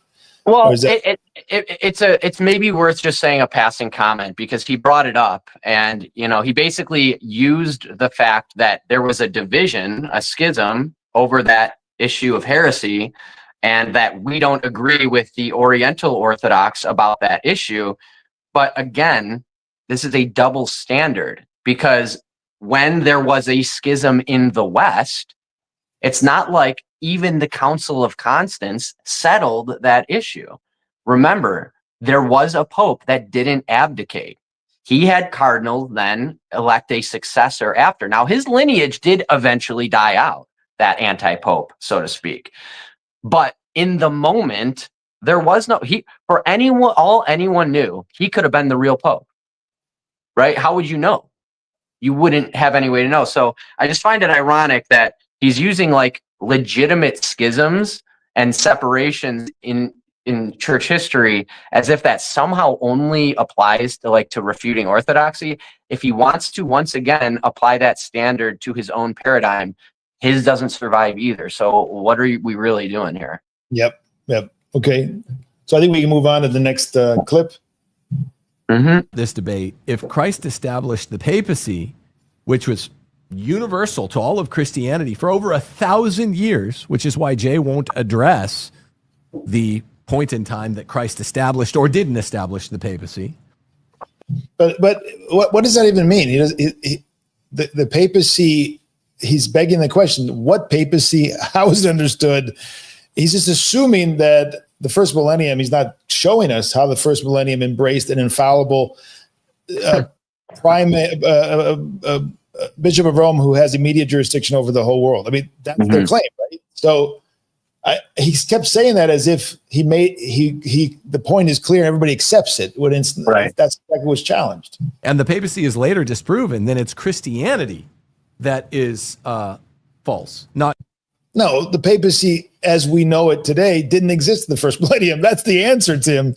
It started to exist and be totally developed at least halfway through the first millennium and totally brought to the level of, dogmatic definition and rejection and schism at the end of the first millennium. So, and I agree, Father, but I do want to point out here, this is where people get tripped up, because what he's saying logically is actually right. He's saying if Christ divinely instituted this office of the papacy, well, then sure, maybe it fails, but then ultimately Christianity is false. So he's making like a logical argument that's actually true. The problem is he's exactly what you just said, right? Our claim obviously is that Jesus didn't institute this divine office, but it sounds, this is how people get sucked into hyper fixating on the papacy because of stuff like this, because he goes, hey, all you got to do is answer this question. And if you answer this question, all your problems are solved. You literally don't have to worry about anything else. Just focus on this one question of history. That's how they get sucked in. That's what I'm trying to point out. So he's not wrong about the argument he's presenting. Well, he's got the logic is down. But the if is assumed that we all understand and agreed now, but also in the first millennium that's what the papacy meant and how it operated, and that's of course not the case, right? It didn't operate as you imagine, right? Anyway, we'll get to some other things in a minute. Let's hear the rest of this. Just Roman Catholicism. So that's really, really important. I hope that point resonates with people. Either Christ did or Christ didn't. We're going to assess that. I'm going to assess that tonight because that's the prompt. And by the way, yes, all bishops can be said to succeed Peter in a sense. Many of the patristics say this, but Rome succeeds him in a special way. The debate's not whether or not the church has visible unity, but where that unity is concretely safeguarded. The papacy, the good popes, the bad popes, the mediocre popes, it's concretely safeguarded there. We're trying to say, did Jesus establish this at the beginning? Well, most people don't know this. It's been either hidden from them or they've been brainwashed. Clement of Rome, before the year 100, direct successor of Peter, intervenes authoritatively in Corinth while the Apostle John is still alive in Ephesus. This is the earliest known exercise of Roman authority. He intervenes, Clement of Rome, this is the year 96 AD, and it's a well-established thing, though most Christians know nothing of it. Did you want to talk about that? And also, I think St. Ignatius, but I didn't hear him mention St. Ignatius, but he's going to in next clip. But we can stop here for 1 second. Okay. So, you hear him talking about how this center of unity is essential for the church's very existence. Like, this is their entire case, right?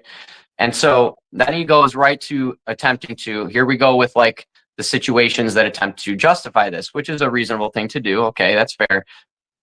Pope St. Clement intervenes. Now, do you see how he used the word intervenes? I think I thought that's the word that he used there. Intervened to basically solve a problem in Corinth. But what he later says over and over again is that the Roman See was the final court of appeals in an appellate structure. So what he doesn't say here, he uses the word intervened, but St. Clement was appealed to make that judgment.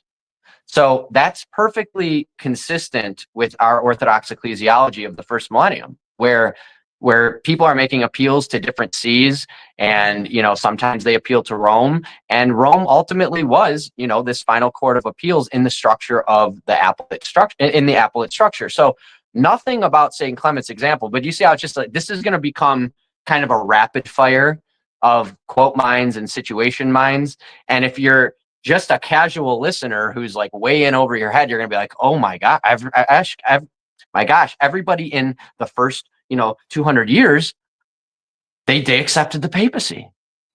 And you have to be diligent to actually look into these details and understand the context, and then really actually just think about the arguments that are being made once you get that background. And that's what we're going to do with St. Ignatius of Antioch in the next clip. But I just wanted to pause there on St. Clement and explain that. So the error here is assuming that Clement intervened as if the Pope had immediate jurisdiction in the East, and as in reality, it was not that kind of intervention. Correct. Yeah. All right, let's put it back on. Ignatius of Antioch, just 11 years later, one of the earliest patristics, calls the Roman Church the one presiding in love. The way this term president comes from this idea of presiding in love in his letter to the Romans. Constantinople III. Okay, let's talk about that. So this is Ignatius presiding in love. So to me, honestly, quote mining St. Ignatius for the papacy it's very egregious. To me, it actually does violence to his words, because if you understand the context of St. Ignatius's epistles and when he wrote them and what his, goal was in writing them primarily, he was writing, for those who don't know, on the way to his martyrdom in give or take 105 AD, the turn of the 1st century. And he's very concerned about the unity of the church after he dies. So he's writing, and he writes so much about ecclesiology, the doctrine of the church, the structure of the church, the threefold offices of the church, which, Protestants can't deal with at all. They have to basically accuse St. Ignatius of innovating at that early time in history.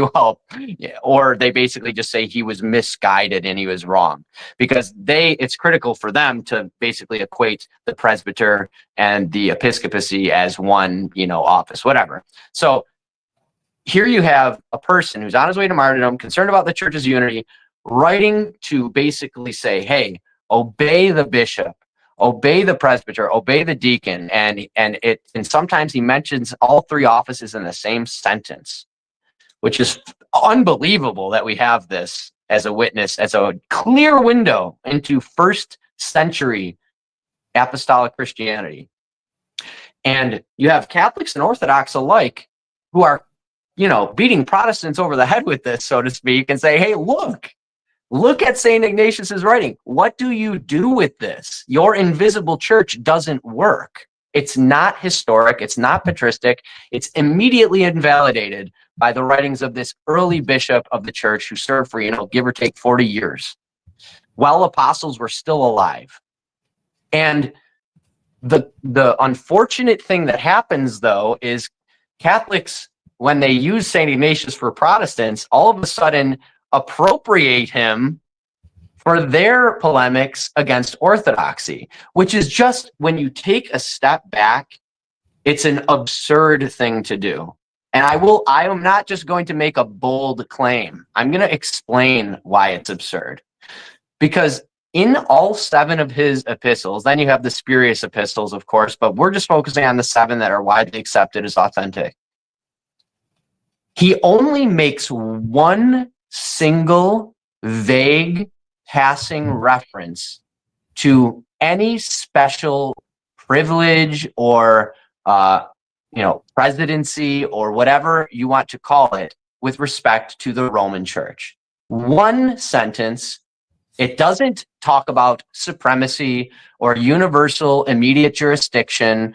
It doesn't talk about temporal supremacy. It talks about none of these things. It says presides in love. So out of 7 epistles, I just have to frame this because it just is crazy.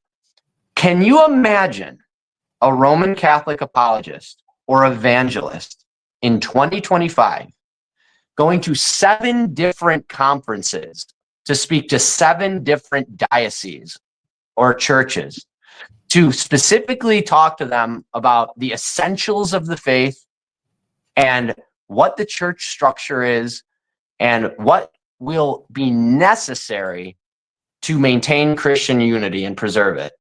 This is his point of going to these conferences. And in 7 speeches, in 6 of them, he never mentions the Bishop of Rome once. Can we actually imagine that scenario?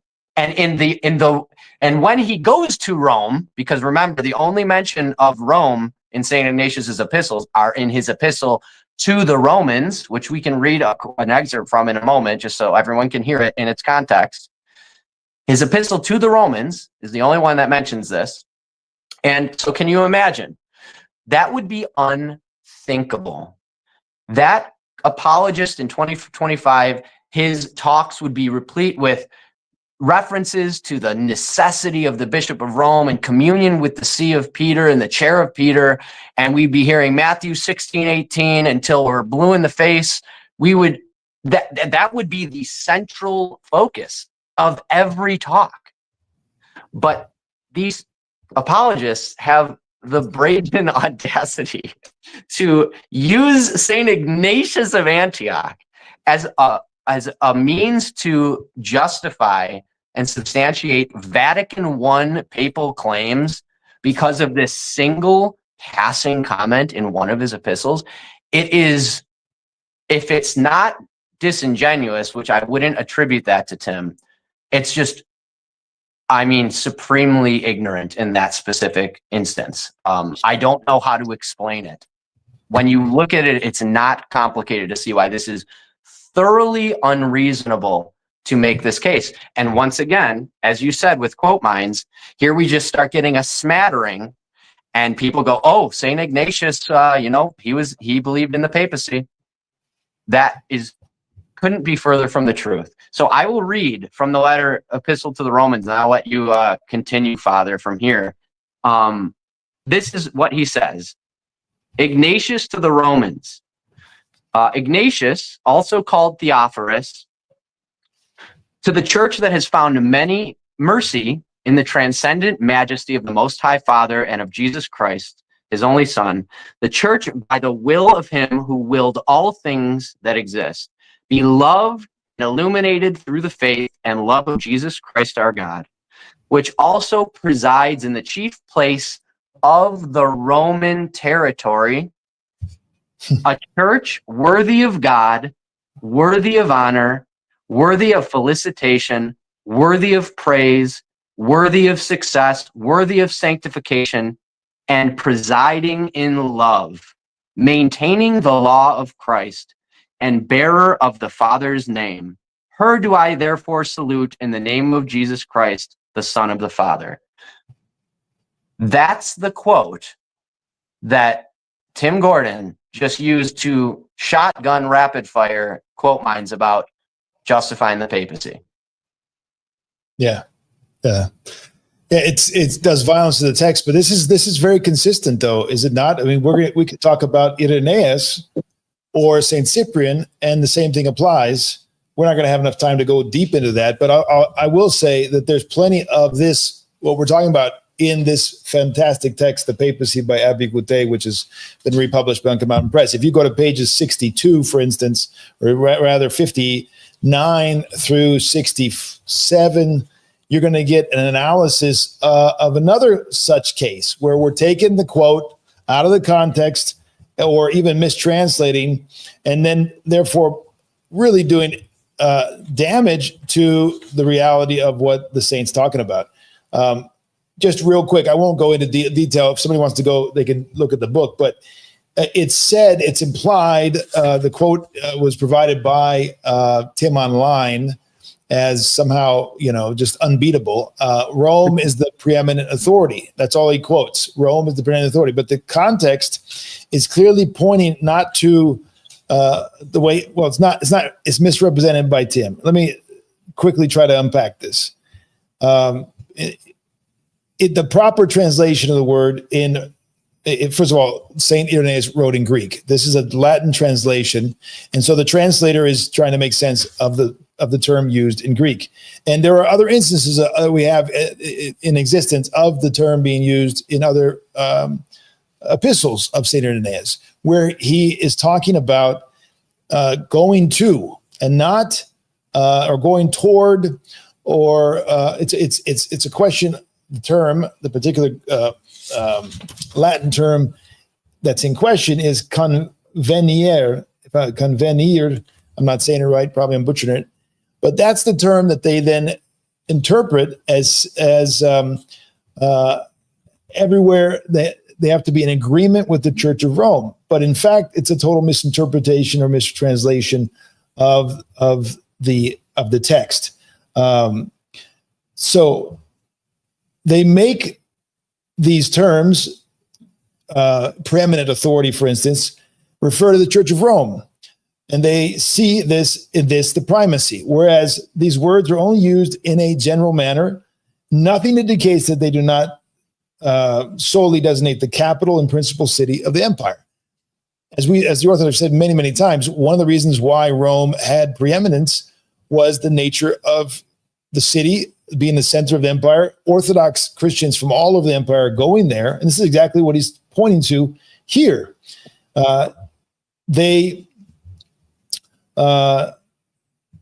The translation that's made into Latin does not make the author say in conclusion that the apostolic tradition has been preserved in Rome by those who were of all countries. So that's also lacking in the Latin that he's referring to. But instead, it's in all that the faithful believe. In other words, it's pointing always back to Rome as opposed to what's really being said here, just to cut to the chase, because there's a lot of details that we can talk about. What's really being said here by St. Irenaeus is that the concourse of believers from all, this is Abbe Goutet who's giving us the summary here, the concourse of all believers from all countries, drawn to Rome by the necessity of their business, because that city was the first and most powerful of the empire, contributed to preserve there the apostolic tradition, because those believers carried there the faith of the churches to which they belong. That's a summary of what is really trying to be said by St. Irenaeus. Far from the Roman central authority being declared to all the empire, it's the exact opposite. It's that the Roman city, which now gathered Christians from all over the empire, this historical reality helped to keep the faith one in Rome, because all of these different Christians came together and they all were very diligent in keeping the faith that they were carrying, and they all were in agreement. It was the nature of the city, and so what you're doing again and again is you're going from back into history and reinterpreting texts and taking little snippets from fathers, and with the whole developed papal jurisdictional primacy and infallibility in your mind, and you're going back into the text and doing damage to the text, just like St. Ignatius, St. Irenaeus, St. Cyprian. Elsewhere he'll do the same thing to St. Cyprian. This is consistent. Instead of the experience being common and therefore interpreting on the basis of a common experience of the church then and now, and seeing it in context, they're taking it out of context and they're making it to say something that the authors never said. It happens many, many times.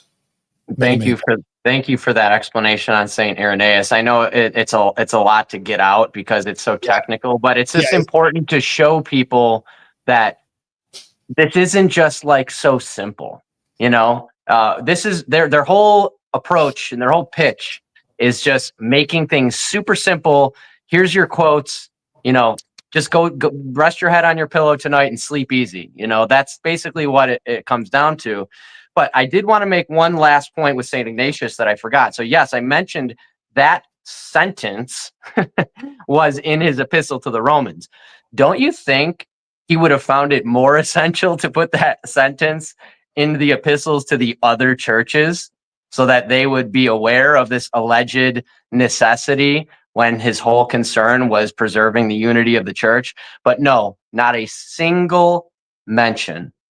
That is a staggering reality that ought to cause Roman Catholics who point Protestants to St. Ignatius so they can learn apostolic ecclesiology.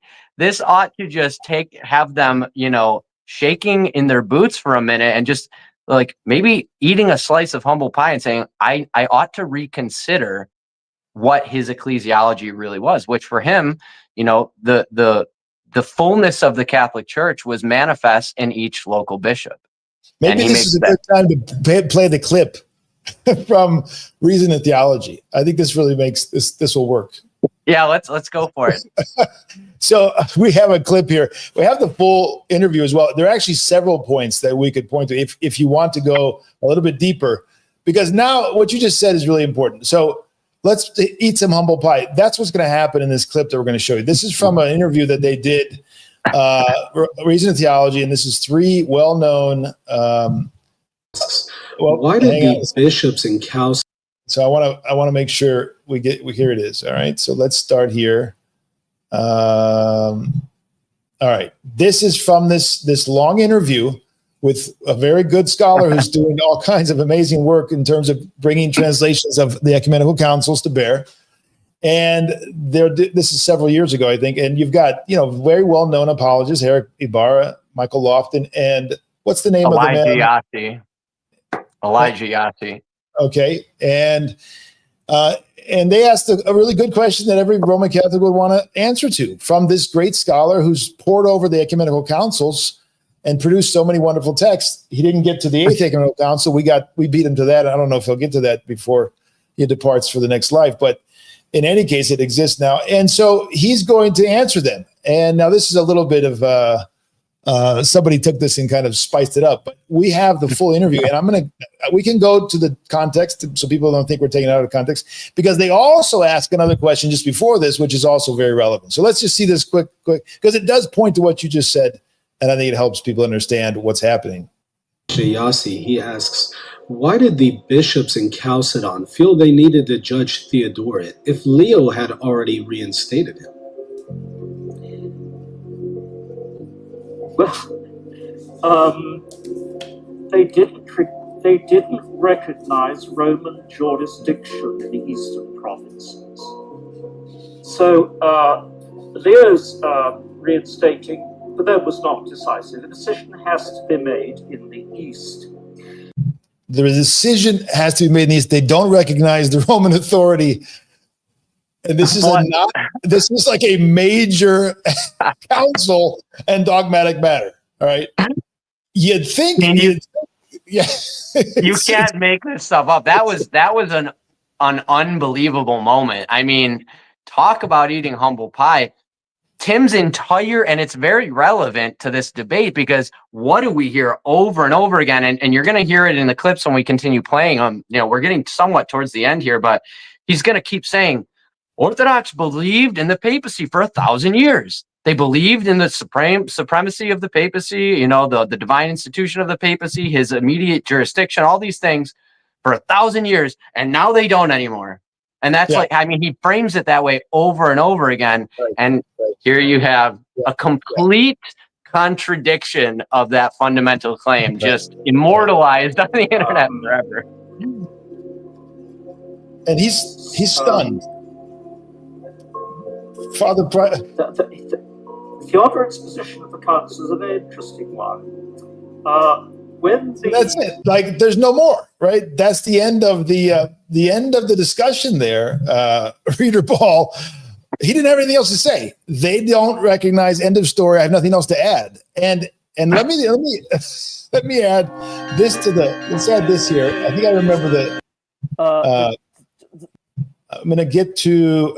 I wish I don't have the timestamps in front of me, but I think we'll find it. I want to pass it over to my brother Michael now. Yeah, right here. So listen to this question. One question before I get to just a couple quick chat questions, and then we'll wrap it up after that. What role, if any, did papal infallibility and papal supremacy play at Chalcedon? Well, the Easterners didn't believe in it. That's it. That's no infallibility, no papal primacy, period. God. They didn't accept it. But no, it was given. Tim, he said it 10, 15 times. He just assumes that that's the way it must be. In his own exceptional scholar says, no, actually, they never, ever accepted it to this day. And so the vast majority of the Orthodox Church at the time, all the Orthodox Christians and fathers and councils were all in the East. and they never accepted it. It was always a claim that was trying to be imposed on the church.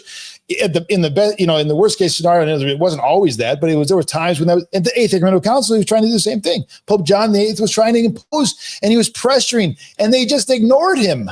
No, we're not going to give you Bulgaria. No, we're not going to go soft. They were supporting the faith in the West, of course. They were supporting the Pope's struggle against the heretical edition.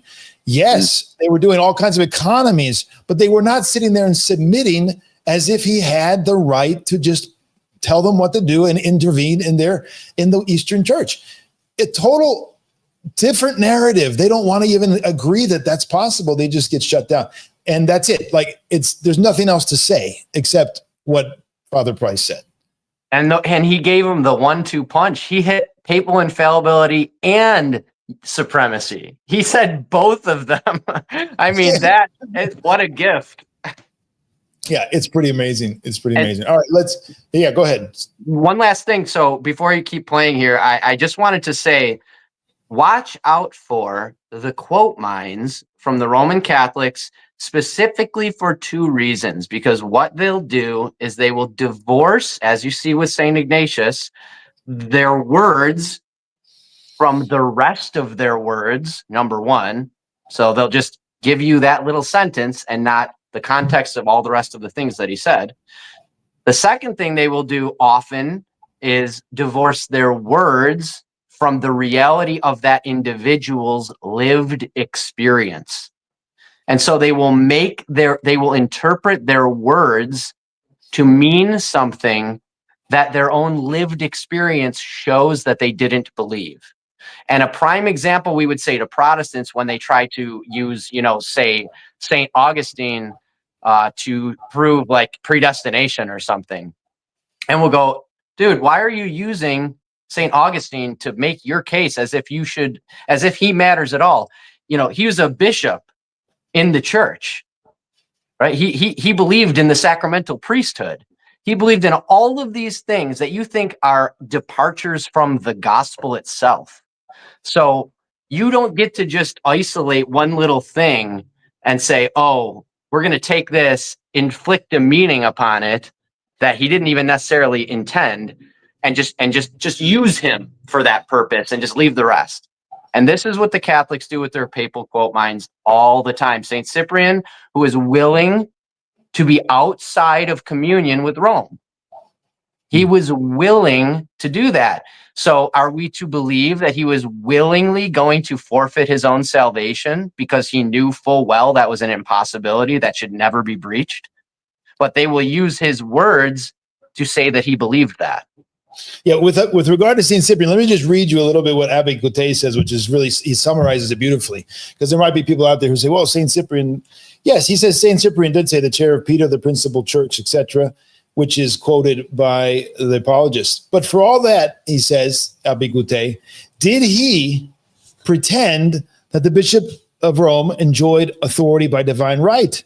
He believed it so little that in his treatise upon the unity of the church, he understands by the chair of Peter the entire episcopacy.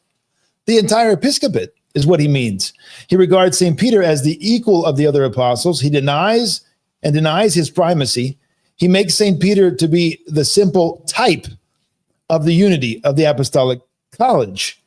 Therefore, it is in a limited sense that he calls the Church of Rome the chair of Peter. He makes her the principal church, but that was a fact resulting from her exterior importance. She was the source of sacerdotal unity in the sense that Peter was the sign and type of the unity of the apostolic college. To give any other sense to the text from the letter of St. Cyprian to Cornelius would be to contradict the treatise on the unity of the church, to attribute to St. Cyprian 2 contradictory doctrines, and consequently to make him take from him all logic and all authority. Again, what you're just saying, take it out of context, distort it, and not give due to his whole teaching. And make him look to be, really an unstable person. I mean, would a person who's holding these two, who's saying one thing with his mouth and doing something else that communicates he doesn't believe what they're attributing to him, would that be a person who's trustworthy? I mean, Right. look at the violence that they're doing to the saints when they do this kind of stuff. It's extremely unfortunate. Yeah, And we can probably keep going. You have to see it in context, though, too, because if we always look to the consensus patrum, the harmony of all the fathers. So the point that Abogate makes with regard to Saint Cyprian is really important here as well. He says, those who have given such high importance to the text of Saint Cyprian, taken from his letter to Cornelius, have forgotten another that so well explains it that it is difficult to understand how they could have omitted it. It is that in which he declares that Rome should precede Carthage because of its great size, pro magnitudine sua. This doctrine agrees with that of St. Irenaeus and other fathers who have never mentioned any divine prerogative for which the Church of Rome has been favored. Of course, they're trying to tell us that there's a divine prerogative, and there's, this is directly from Christ in the scriptures, but the fathers don't talk like that. So anyway, let's get back to sorry, things are popping in my head. I did want to say, on the note of him repeating this over and over, they accepted it for 1,000 years. No question, no controversy. This was the accepted position. Does he not know that St. Photius excommunicated the Pope? Right. Yeah, that was before the turn of the first millennium, Tim. Yeah. Peter is Prince of the Apostles who continues the promise undefiled to the end. Nicaea 2, primatial authority. Jay agrees with this council. Primatial authority everywhere on earth was given by the Redeemer of the world himself to the Apostle Peter. Constantinople 4, it's their council. It reads the letter of Pope John VIII. The chief of the apostles, Peter, has the authority of universal binding and loosing. This is... But this is exactly what we just said. He's doing unbelievable damage to the context. Like the very council he's citing in the letter to the council he's citing totally rejected in practice any assertion of that authority that he's claiming. Mm-hmm. So they just ignore the church's rejection in practice of the claims of the papacy, even in the first millennium. And so the church as a whole in council did not buy into, even when they were making the claims, they didn't buy into them. So right. It's just another example. Yep, another example. Indisputable that at the time of the founding of the church and the immediate chain of evidence thereafter for the next 7 councils, you have a universal appellate jurisdiction of the Pope, which is why he could excommunicate. There it is again. He's taking the appellate and he's making it immediate jurisdiction. Yeah, he said universal appellate jurisdiction, right? Which is not the case, but anyway. And he was being sought for excommunication. By the way, the Pope has only in the last 1,000 years identifiably spoken ex cathedra, meaning making doctrine twice, count them twice. One in around 1850, one around 1950. Did you want to talk about that? I think you have a... Yeah, I just got to say something about that. I mean, there's two issues with what he's doing right now. So he's trying to, again, obfuscate the issue in a sense where it's like, don't talk about what I'm conscience bound to accept. That's not necessarily under the charism of infallibility, right? That wasn't ex cathedra. Or ex cathedra, whatever the right way is to say it, forgive me. But, the issue is there are things, many things that he is conscience bound to accept. Yeah, let's read from Lumen Gentium for a moment. This is a papal encyclical promulgated at an ecumenical council from their position. So, I mean, outside of an ex cathedra statement, is there any more high of an authority than this? Papal encyclical at an ecumenical council. It says, and by the way, this is called the Dogmatic Constitution of the Church, Lumen Gentium, solemnly promulgated by His Holiness Pope Paul VI on November 21st, 1964. Quote, in matters of faith and morals, the bishops speak in the name of Christ, and the faithful are to accept their teaching and adhere to it with a religious submission of the soul. This religious submission of will and intellect must be shown in a special way to the authentic magisterium of the Roman pontiff, even when he is not speaking ex cathedra. That is, it must be shown in such a way that his supreme magisterium is acknowledged with reverence, and that the judgments made by him are sincerely adhered to according to his manifest mind and will. That is the text right there, Father Peter, that every traditional Catholic will run from at full speed. They do not want to deal with that. Yep. But he was doing it during the debate when Jay was bringing up the need for the ordinary universal magisterium, right? Isn't that it went back and forth? He had to give him the actual text of Vatican I to examine, because he wasn't accepting the idea that they had on this level to be blindly obedient. And to be fair, that was a debate over whether or not the universal ordinary magisterium is protected by the charism of infallibility. What we just read is specifically saying that whether or not it's protected by that divine charism, you're still bound to assent to those teachings with your will and intellect. And that's all there is to it. So the whole, it's a smokescreen, the infallibility thing. But then on top of that, he says, oh, there's only been 2 identifiable ex cathedra statements. Okay, but again, you've been bringing up epistemology, Tim, this entire time. And don't you realize the pointlessness of an infallible charism when you don't have an infallible list of the times that charism has been exercised? So it's up to everybody to try to figure out whether or not something meets the standard of infallibility. So sure, you might be able to say, well, definitely 2. But how does that help when discerning whether or not there's been other statements? Because some people might say there's been hundreds. Other people might say there's been 10. And these debates rage forever in Catholic circles. This is not far from the Protestant epistemology with regard to Scripture, right? It sounds familiar. I know it's not exactly the same, but it sounds familiar. The way that they claim an infallible Scripture, but of course it begs the interpretation, and the same thing's going on here.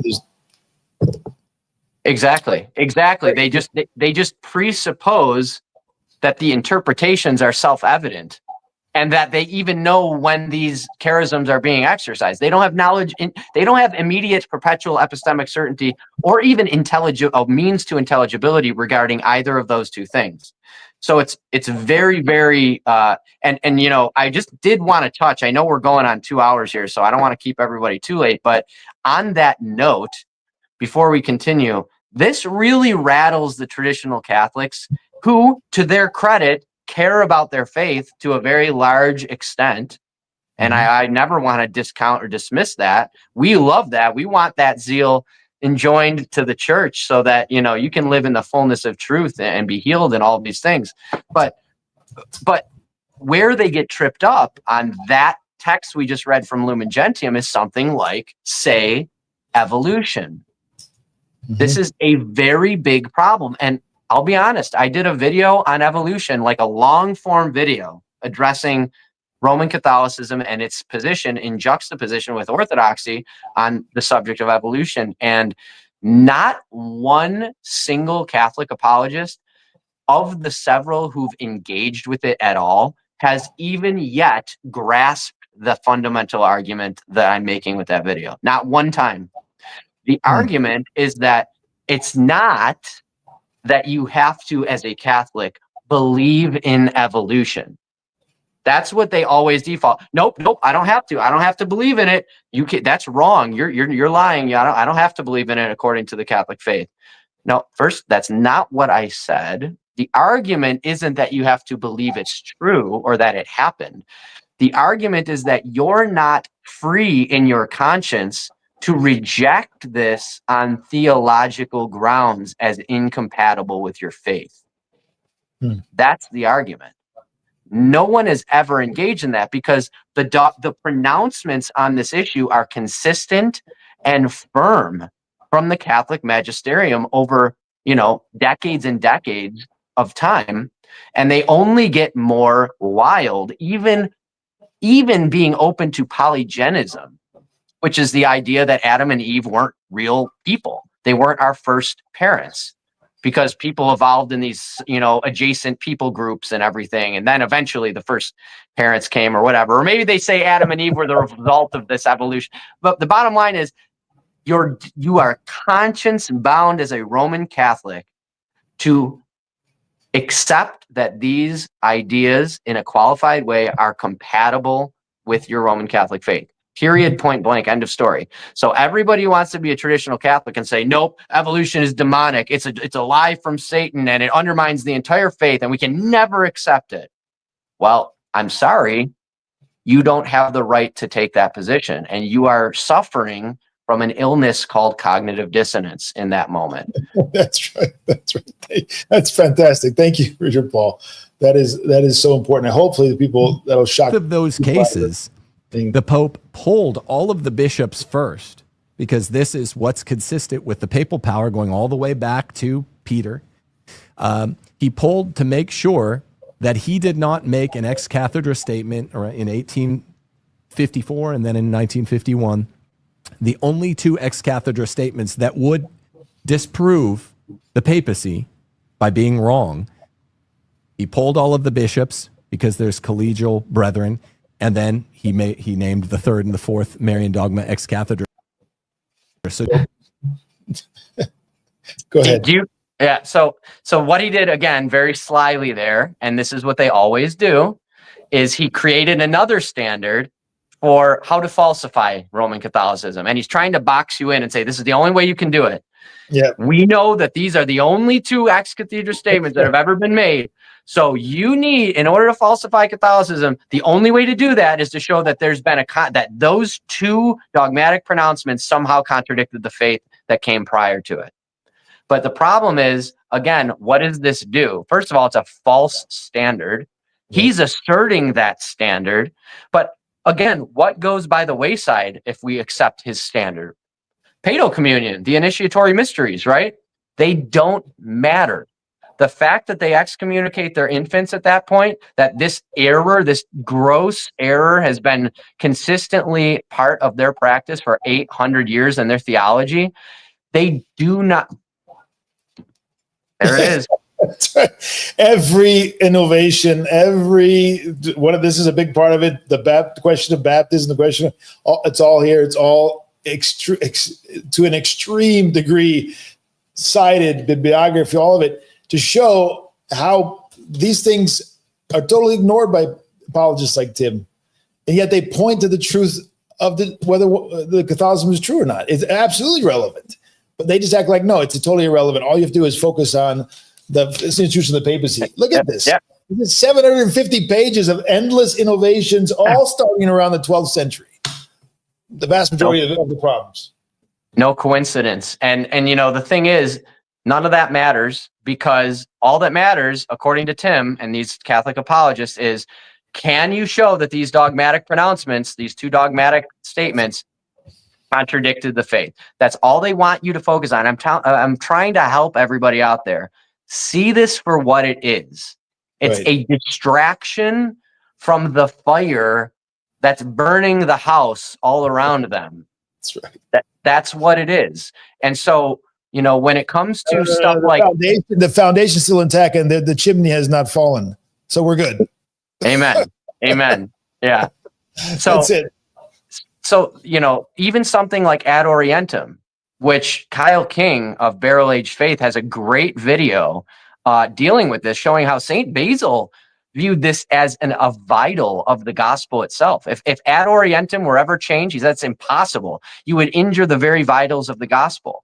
Well, what is the Novus Ordo? 98% of their worldwide communion has rejected Ad Orientem after Vatican II. So again, that doesn't matter. The fact that infants, their entire theology of the Eucharist with respect to infants and reception and all these things, if you, in your book, Father, on the reception of the heterodox, I don't want to open a can of worms here, but one thing that book did really well that stuck with me was showed how at bare minimum, when you baptize, it's got to be triple immersion. The fathers were so emphatically clear and insistent about this. St. Basil the Great talks about it and says your loss is the same whether you have no baptism or you have an incomplete. That's what he says. It's not me, St. Basil the Great. People don't want to hear that today. You are enemy number one, and especially Latin Roman Catholics don't want to hear that because they barely put water on the forehead of most of their initiates. But this is not important. All you got to do is accept the papacy and blindly follow. None of this is important, right? But St. Basil St. Basil didn't say it's not important. He says it's equal to losing the baptism as a whole. I mean, okay, today a lot of Orthodox don't want to hear that, but that's what it means to come to terms with the Holy Fathers and follow them. You can't, this cognitive dissonance is on steroids in Catholicism, and there's some among the Orthodox who are falling into the same traps. This is as much about helping Roman Catholics as it is keeping Orthodox on the narrow path as well. This is extremely, didactic in that sense as well. But yeah, absolutely. This is, just look at these two things over here. Don't look at the shiny things over here. Just, don't. It's very sad because look at what they accept. It's exactly what you said before. It's like the slow boiling frog, right? So these things happen over the course of 800 years. And before you know it, all of a sudden people kind of like come to, and they're in a mass with a priest, slamming on a guitar in the middle of the altar, singing the Our Father, and there's a drum kit to your right, and the tabernacle's over on the left-hand side of the church. And it's like, how did we get here? But they will defend it all as they hide out like Tim does in his TLM enclave, and like all these other Catholic apologists do in their Eastern Catholic churches, which constitute, again, less than 1% of the global communion of Catholicism, or in, Eric's Anglican Rite Vicariate or whatever he's in. None of them want to live in the reality that they're defending. And I think that's a very powerful, I'm not the first one to make this point, and I won't be the last, but I think that's a very powerful testament to the disjointed nature of their apologetics, that they're defending an idea on paper that doesn't even almost exist in reality. Yes, absolutely. All right, let's keep going because we got to get these questions. People are starting to submit questions. We want to get to them. And let's finish up with the video here. Jay's always just skipping over the fact that the Pope is only infallible when he speaks ex cathedra. This is a most fundamental claim. And by the way, popes can be heretics, whether you're talking about Honorius or other problematic. See that? So what was the earlier reference to their bishops can be heretics? Right. What's the point of making that? I don't understand. Why is it relevant? Brutal. That were borderline heretics throughout the way. Most of the majority of Catholic scholars think that popes can actually be heretics. All right. Anything to say before? We're gonna go quick through the rest. We still got. Go for it. I think he's saying it all for us, Father. Knowing that doctrinal unity requires a visible sign. So, like I said, the original argument. Yeah, we have a visible sign. It's called the Eucharist. It's called the local bishop, who's in communion with all the local churches. They just are in another world ecclesiologically. That's not the ancient church or the Orthodox Church's ecclesiology. So it's like two ships passing the night. There's no. He's in another world, ecclesiologically. If Christ established a papacy, then if that papacy should fail, all of Christianity fails. That's just a fact. Now, if he didn't establish the papacy, then that wouldn't be the case. But pointing out historical difficulties, even if I granted them, which I don't, later in the timeline doesn't accomplish what Jay claims it does. In the case of Christianity, the papacy was from the very beginning universally accepted, occasionally grudgingly by the East, but they accepted it for 1,000 years. I mean, this should be more compelling to people that are passive standers. He needs to go talk to Father Price. Go talk to Father Price, Tim. For all the viewers out there, you're hearing him say this now after we've had this long conversation. Do you feel like that the Eastern churches accepted papal supremacy for the first 1,000 years, like this was just an open and shut case? It's borderline a ridiculous claim to make. Yeah, just keep saying repeat it. Why was it accepted for 1,000 years, over 1,000 years, and then it was just okay not to? They just hope you don't see that fact. Oh my gosh. It was a brute fact established beyond any doubt. Not even Jay's going to disagree with me. It was accepted for over half of the timeline of Christianity, and now they just whistle past the fact that it's no longer accepted. Tim, you got to read Eighth Ecumenical Council, Acts of the Eighth Ecumenical Council. Just read it and be free of your delusion. It's just delusional. They insist on a popeless ecclesiology, one with willful blindness about its own 1,000-year acceptance of the pontificate until he literally repeats himself like 8 times, I think, just like before with the they didn't want to anymore. Right. Boniface VIII's language was sharpened by a political fight, and it's sharpened by a political situation. You guys in the East should understand this very well, because the emperors made your decisions for most of even the latter. You mean like the Germanic millennium. popes that were installed by kings for 100 years? With 100 years of Germanic IV. kings. Catholic theology just one sentence on that, because it's the same pattern. He's levying these attacks that refute his own paradigm, but then he just breezes right past it, and Jay tries to get a word in there, but it's like it's just falling on deaf ears. He's just on the train and he's blowing right by. In the timeline, you have to object earlier to show that Jesus didn't establish the papacy. For the first 1,000 years, the Orthodox accepted the papacy. And you heard not a word, not a single word from Jay tonight as to how they accepted the papacy. For the last nearly 1,000 years, they have. All right. I think we need to see this again. I'm sorry. It's just.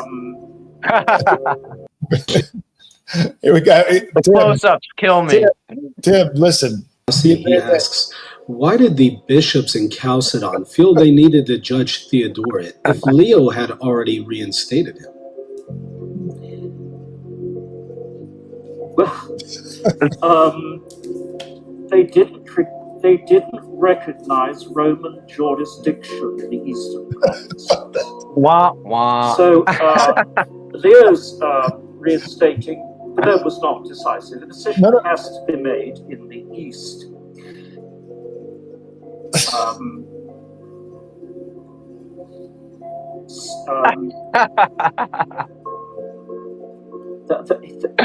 Theodoret's position of the council is a very interesting one. Yes, very interesting. It's very interesting.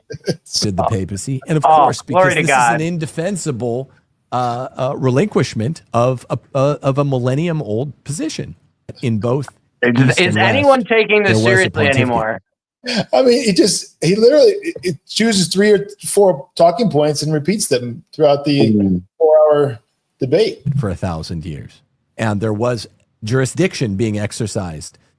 And this is how. Yeah, jurisdiction being exercised, like in the Eighth Ecumenical Council when they just ignored him, and then he had to accept whether he liked it or not. So the Roman Catholic Church stands for those 4 marks: 1, holy, Catholic, apostolic, established at the very first ecumenical council. The oneness requires a visible sign of unity on. I got to say something about this, because this is also delusional in modern Catholicism. Where's the unity in modern Catholicism in reality? Besides the next thing on my notes, Father. Yeah, where's the unity? Forgive me. You go all around the Orthodox world, you have basically one divine liturgy in different languages, a little bit different chanting. It's the same divine liturgy. Okay, you got a Western Rite today, which is like 50 years old, but for it's the same, no innovations. But more importantly, it's the same ethos. The same saints are commemorated. There is a true and amazing unity that had never, and they say that, the Roman Catholic Apostles say, well, Orthodoxy actually is really unbelievably unified until today all around the world. And so it's actually an argument against the necessity of the papacy, because without it for 1,000 years, it's been amazingly unified in terms of its faith and ethos, dogma and ethos. Nobody seriously doubts that. They talk about the administration. They talk about, the local churches. They make cases against the unity in terms of, local schisms and things like that, which existed in the first millennium as well. But the dogma and ethos, when you get to the essence of contemporary Catholicism, It is 1,000 different types of spiritualities. You've got all kinds of stuff. You got Pentecostalism over here. You've got the Trappist over there. You've got everything in between. You've got LGBT on steroids in America. You've got, charismatic mania. You've got the Marian stuff. You've got all kinds of like flavors and spiritualities, and they actually support that. They encourage it. They encourage this massive diversity. And what keeps them all together is one thing: the psychological and jurisdictional or whatever need to be under and have the papacy. Otherwise, right. They don't.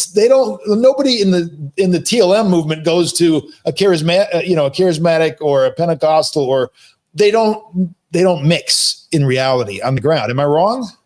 No. Well, no, that was, like I said, that was the next thing on my notes. And actually, I was trying to find, it was actually comical. It was from the Melkite church. I'll just paraphrase it. I can't find the picture, but basically another question that was asked was like, why don't we commune our children? And the answer was, the fact that the Latin Church excommunicates their infants and young children for 8 years is indeed extremely confusing. This is the Eastern Catholic response from the Church about the Latin Catholics who excommunicate their infants and children, right? So is there unity? The irony of that issue, too, is that everyone wants to act like that's just a discipline, right? That's their way out, their squirmy, wormy way out of it. Oh, well, it's just a discipline. Disciplines can change. Disciplines can even affect people's salvation if they're bad disciplines. It doesn't show that this is a theological discrepancy. Oh, really? When the justification for banning infants from communion was they're not worthy, it's inappropriate, it's sacrilegious for them to receive. How does that jive with saying they're the most worthy among us? These are mutually exclusive ideas, which forces them into this position where they go, okay, what's the benefit of communion for an infant, of the Eucharist? And they basically, my point in bringing all this up is that it leads them to this position where they actually can't answer that question. Does it deify an infant the way it deifies an adult who's worthily partaking? Or do we just not even know? So because we don't know, it doesn't matter that we don't commune them. There's no good answer for this question. And this is one example. You've got the veneration of all the Eastern saints, post-schism Orthodox saints that are venerated liturgically in the Eastern Catholic churches. It's a total mess and sea of contradiction, even from the Novus Ordo to the Latin Mass communities, not even bringing the Eastern Catholics into things. Yeah. So, yeah, Father, your point is well taken, and it's an extremely important one. And it needs to be really, people need to get past this superficial disunity of the Orthodox, which is, not blessed in America, for instance, the jurisdictions and all the rest.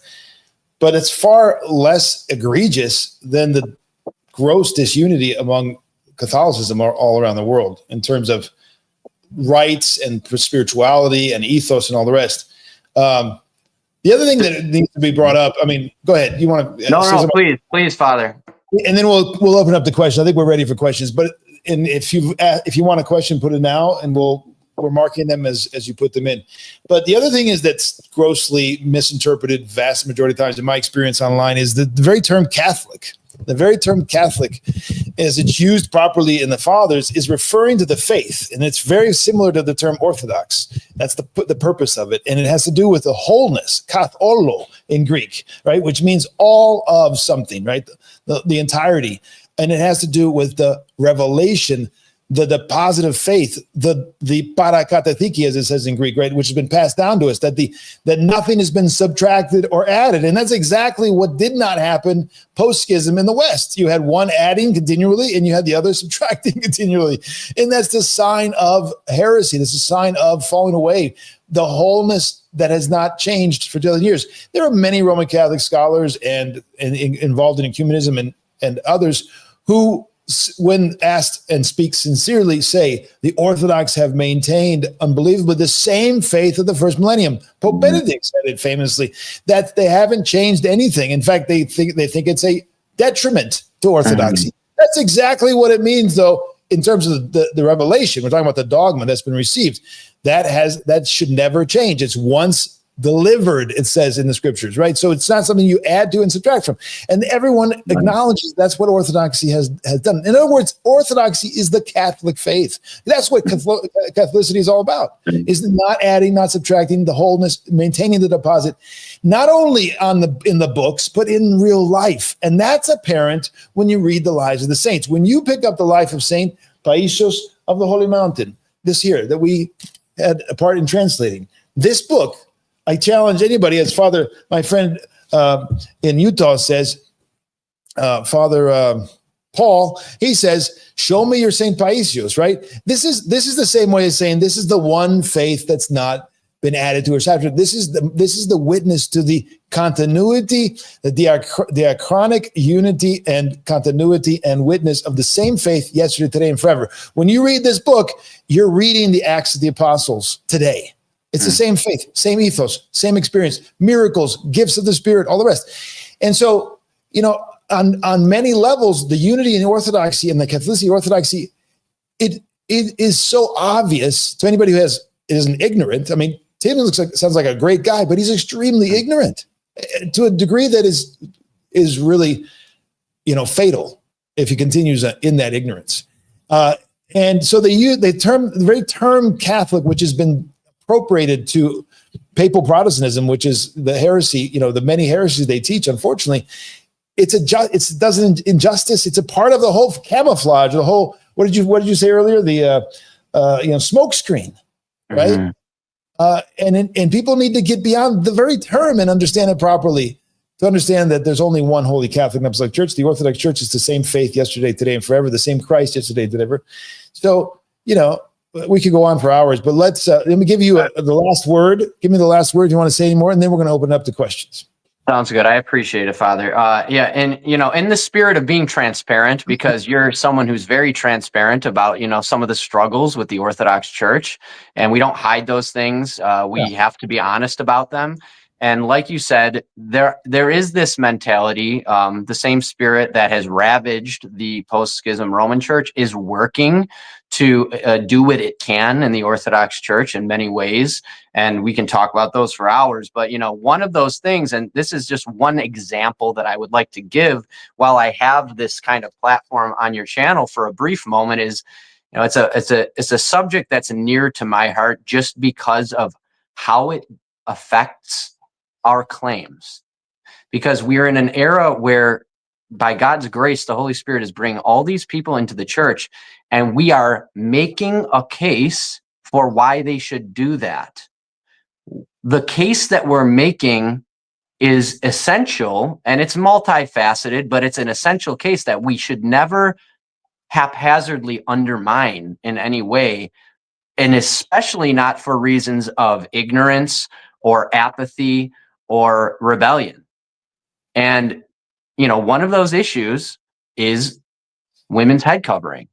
And I did a whole video on that subject specifically to present the patristic teaching on that and the unanimous consensus and teaching of the church and the fathers and the saints. Because, I only bring this up because what people don't realize, and it's so dangerous for anyone who would attempt to justify being lax or just worse, dismissing of this holy tradition altogether. As St. Photius the Great says, if we dispense essentially of the small traditions, it will lead to a complete repudiation of the dogmas. That's a paraphrase, but when we say, hey, you should become Orthodox because we're the church that values holy tradition. We're the church that doesn't haphazardly dispense of holy traditions that have lasted for 1900 years, and worse or better, depending on how you're looking at it, that are actually in the oracles of the scriptures themselves as an apostolic command, a moral imperative. Think of what's being undermined in this simple example. When someone walks into a church where there's no women veiling, and the answer that they get is, it doesn't matter. It's just cultural. That doesn't matter anymore. What are you doing? You're tearing down without even realizing it. You're completely pulling the rug out underneath that poor soul, and you're sabotaging the very good, real, honest reasons for why they should have come to your church in the first place. Because if you can dispense with an apostolic scriptural command in a moment because of feminism in the 20th century, 21st century, what else is on the table? It's not a slippery slope. It's actually a complete blasting of the door open. There's no like slow cracking open of the door. It's open already. There's no going back once you do something like that. So epistemically, because Tim's always talking about that, hopefully our Orthodox brothers and sisters in Christ realize how important it is to guard our epistemology and our epistemic claims and how we know what the true faith is by not just haphazardly undermining it through the dispensing of these holy traditions. Another way to say that from a dogmatician's standpoint is that dogma and ethos are inseparable, right? So the practice that's been handed down to us for 2,000 years, whatever it might be, if I'm understanding you correctly, correct me if I'm wrong, but that has to be safeguarded. And the minute you walk away from that for some cheap reason in the modern age, you're undermining the faith of everyone, the entirety. It's not either or. It's both and. It's both and. And there's and this idea that, well, this is a small T tradition, we can dispense of it. That doesn't exist in the fathers. They don't talk about small T traditions. That's a modern phrase. Now, there are things that people do who are Orthodox in communities that are not part of the holy tradition. It's a part of the communal life or the cultural life, that it could be good and lead and help one's salvation and one's spiritual life. It could not be. There are things that get inserted into the church's life that are called the church's life, but aren't really a part of the holy tradition or the church's life, and they need to be sifted. But when we're talking about the practice that's handed down and witnessed to for 2,000 years and is defended by the saints, such as head coverings, which is you can't find a saint who says it doesn't matter, who cares. That's a accretion, or that's something that only pertained to historical circumstances. No, it's a part of the holy tradition coming down to us, and so those things are not small T traditions that can be dispensed of, right? Amen. Right? Am I understanding your point and adding to it? Yeah. No, you've nailed it. Absolutely. Okay. All right. Let's open up the questions. There's some interesting and good questions, and some challenging questions. So let's go first of all and thank everybody who's become a new member, like Fein Meister, new member. We got Dan Goldstein. Nice to have you. And Irrationally Irritable, member for 19 months. Welcome back. Let's go. There you go. We're back. And we've been gone for most of the summer, so we're happy to be back. Demetrius of Chalcedon, thank you for joining us. All right. So then we have some super chats, which we'll take first. And this is just to say that cleave to iniquity is mentioned, okay? Not sure why that's fine, and we're happy to have them mentioned. We're not sure. Oh, let me get you back on the screen here. Hang on a second. I want to get this one. This is what I want, so we have a full screen. This is from our friend over Exposing Powerful Lives, live streams, and he's giving $10. Thank you very much. Glory to God. Thank you. Thank God, and thank you for having Reader Paul on, and always thank you for edifying content. You bet. Thank you for your channel. Demetrius, yeah, it's your godson. There you go. I knew that you guys were connected. The main papal claim in the Middle Ages was the donation of Constantine. The most damning aspect is that it claims Constantine gave the papacy its authority, not Christ. Good point. Yeah, I'm not sure. I don't remember the wording. I think it's a particular authority, though. It's not. Yeah, I'd have to go back to the wording of the donation. It's in here. It's in our new volumes that came out. But it is unbelievable that, in part, it was the basis for their walking away from the church and the councils. It's a shame. This is from Taylor. Thank you very much. 15 years atheist here. 19 episodes into your Athonite catechism. Thanks for what you do. I hope to be Orthodox soon. Glory to God. And that Athonite catechism, by the way, which we're going to pick up here shortly and start to continue on. I'm trying to find the book, but it's not here. Is a phenomenal series that we're doing. And it's going to become a book, and it's going to be a phenomenal catechism. Let me just put on the screen here my little banner that I have for that. And Mystery of Christ and Athonite Catechism every Thursday, normally every Thursday. This week I'll be gone. But from next Thursday on, and Orthodox Ethos Patreon, Instagram, and YouTube. Well, Instagram, actually, we're not live streaming anymore. It's Instagram, but the rest. So join us. This is a book produced by the fathers at the Kali of the Anastasios, the Kali of the Cell of the Resurrection of Mount Athos, Elder of Themios. It's just an amazing, amazing text, all about Christ, from, everything in the Old Testament, all of the theophanias, all of the types and symbols, all the way through the book of Revelation. And it is, I think it's going to have to be required reading for everybody, but especially the catechumens. And it will be the source for so much good material against the various isms and religions of the world, because it shows the divinity and the uniqueness of Christ. So thanks for giving us a shout out on that, because that's an important work that we're engaged in right now, and hopefully we'll have it out soon in circulation. All right, let me go to this one as well. This is from Weddy Noe, $5. Thank you very much. Was colonialism a result of Frankish takeover of the See of Rome and its preceding errors, or was it built into the system of the Roman Empire? That's a good question. I'm not the best historian. I would tend to think that the latter part of your question is a negative, built into the system of the Roman Empire, colonialism. I don't think so. I mean, it certainly doesn't. Do we have a lot of historical examples of the Roman Empire, the Christian Roman Empire, after Constantine doing a colonialist approach? That's a good question. I don't know. I don't know the definitive answer to that. Any thoughts? Yeah, we'd have to get a better historian than I to answer that. Does Orthodoxy commend us to be obedient to church leaders in the same way Catholics are commended to be religiously obedient to the Pope? Where does the difference lie? That's a good question. Mm-hmm. I'll try to answer that, I guess. Let me just state first and foremost that it's impossible to support the idea, which some do today, that there is a kind of blind obedience to hierarchy or clergy in every case. It's impossible to support that, because we have a plethora of saints, martyrs, confessors who did not blindly follow their hierarchs or their synods or their priests. So in the question of a dogmatic issue, things that pertain to the dogma and the revelation that a positive faith has come down to us, it is clear that there's no expectation of blind obedience, right? The faith is imparted to every one of us. Every one of us confesses it. Everyone is co-responsible for it.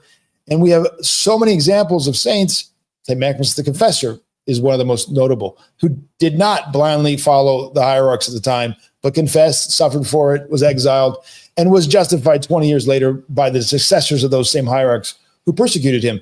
So we have so many saints, St. Mark of Ephesus, who did not. So there's no such thing as blind obedience. So insofar as the kind of obedience that's expected of the Pope that we read about tonight can we characterize it as blind obedience? I think so. I think there's a kind of, no questions asked. This is the Holy See. What they teach, you must follow. Maybe there's a nuance there, but if that's what you're talking about, no, the Orthodox don't have that. It's certainly not to one bishop, but not even to synods, because we have synods that are false synods. We have many false synods that the saints did not support. Go ahead. You want to say something about that saint? Well, I would encourage you to look up the life and story of Saint Theodosia. Well, my Greek friend will correct me. Theodosia, is that right, Father Peter? Of Constantinople. And just through her story, you'll learn that stoning a patriarch isn't off the table in some circumstances. So I think he lived. I think he lived, but. How about one of my favorite examples in church history is I think it was the very first time that iconoclasm was declared and tried to be enforced in the confines of the emperor's own residences, or the area where the emperor resided, and I think the gate leading to that, there's a gate with the icon of Christ over the gate, and he sent soldiers. I might be getting this a little bit wrong, but he sent soldiers to take down the icon, and there were many faithful who got wind of it, including a woman who helped to throw down the ladder. That was Saint Theodosia. Oh, that was it. Well, see, here you go. I don't remember the particulars. So she was responsible for the death of a soldier, I believe. Is that, if that's the same? Yeah, it's debate. I mean, it's not to say they necessarily intended to. That's not communicated in the story, but she did follow that up by taking her, her nuns that she was with and finding the patriarch, and depending on the story, either stoning him or running him out of the city, never to return. So the church has no problem in glorifying. So obviously, no, we don't have that. There's no blind obedience here. Now, that doesn't mean we don't have we have a very high value on obedience in the Orthodox Church. Read St. Joseph the Hesychist about the key and cornerstone of the monastic life is obedience to the elder. And to a certain degree, there is a blind obedience outside of dogmatic issues. But there are canons of the church that say if an abbot of a monastery introduces young children or into the monastery, introduces them, like they live among the monks, then the monks can leave. In other words, be disobedient. Or if he errs in the faith, they can leave the monastery without incurring the charge of disobedience. So there's plenty of nuance and plenty of, you got to unpack the question of obedience in the Orthodox Church. There's no this blind across the board, shut up, follow. It's not, we heard this during COVID. You won't be responsible. Just blindly follow the cleric or the bishop. No, that's not Orthodox. We never taught that. It's the one thing we haven't talked about yet that was on my notes. That's inevitable. Unfortunately, it's marked us forever now, but it's very instructive. It was an instructive time. Reader Paul, we learned a lot. I'm going to take this opportunity, because this is all I really wanted to say about that, is to publicly, while we have this chance, thank you for everything that you did during that time, because many of us, myself included, were going through a prolonged, slight version of spiritual hell for a while. And, there was very few bright moments of encouragement and exhortation, and you were one of them. So I can never thank you enough for that. Yeah, I think it's how we met. It was during COVID, right? You reached out to me, we started talking. Yeah, glory to God. Glory to God. May we all be saved. May we all come to the greater self-knowledge. Pater Evlogite, why isn't it enough to point out obvious acts of idolatry on camera by post-Vatican II popes? Enough to show that the See of Rome has defected. It had defected actually 1,000 years ago, but still. So he's talking about, I guess, Pachamama and things like this.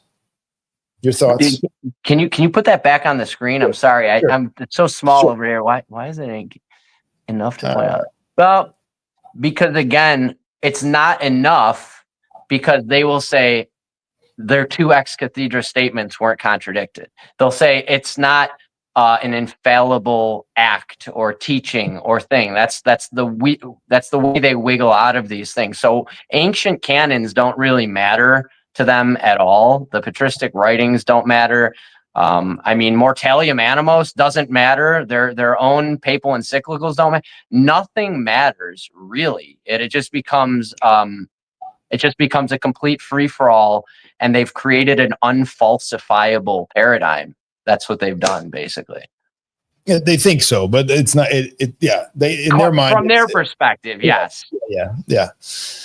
Yeah, and you saw how he associates it with the very substance of the church and the divine revelation. And so, if you deny the papacy, you deny Christianity, you walk away. There's nothing else. Like they've boxed themselves into that corner.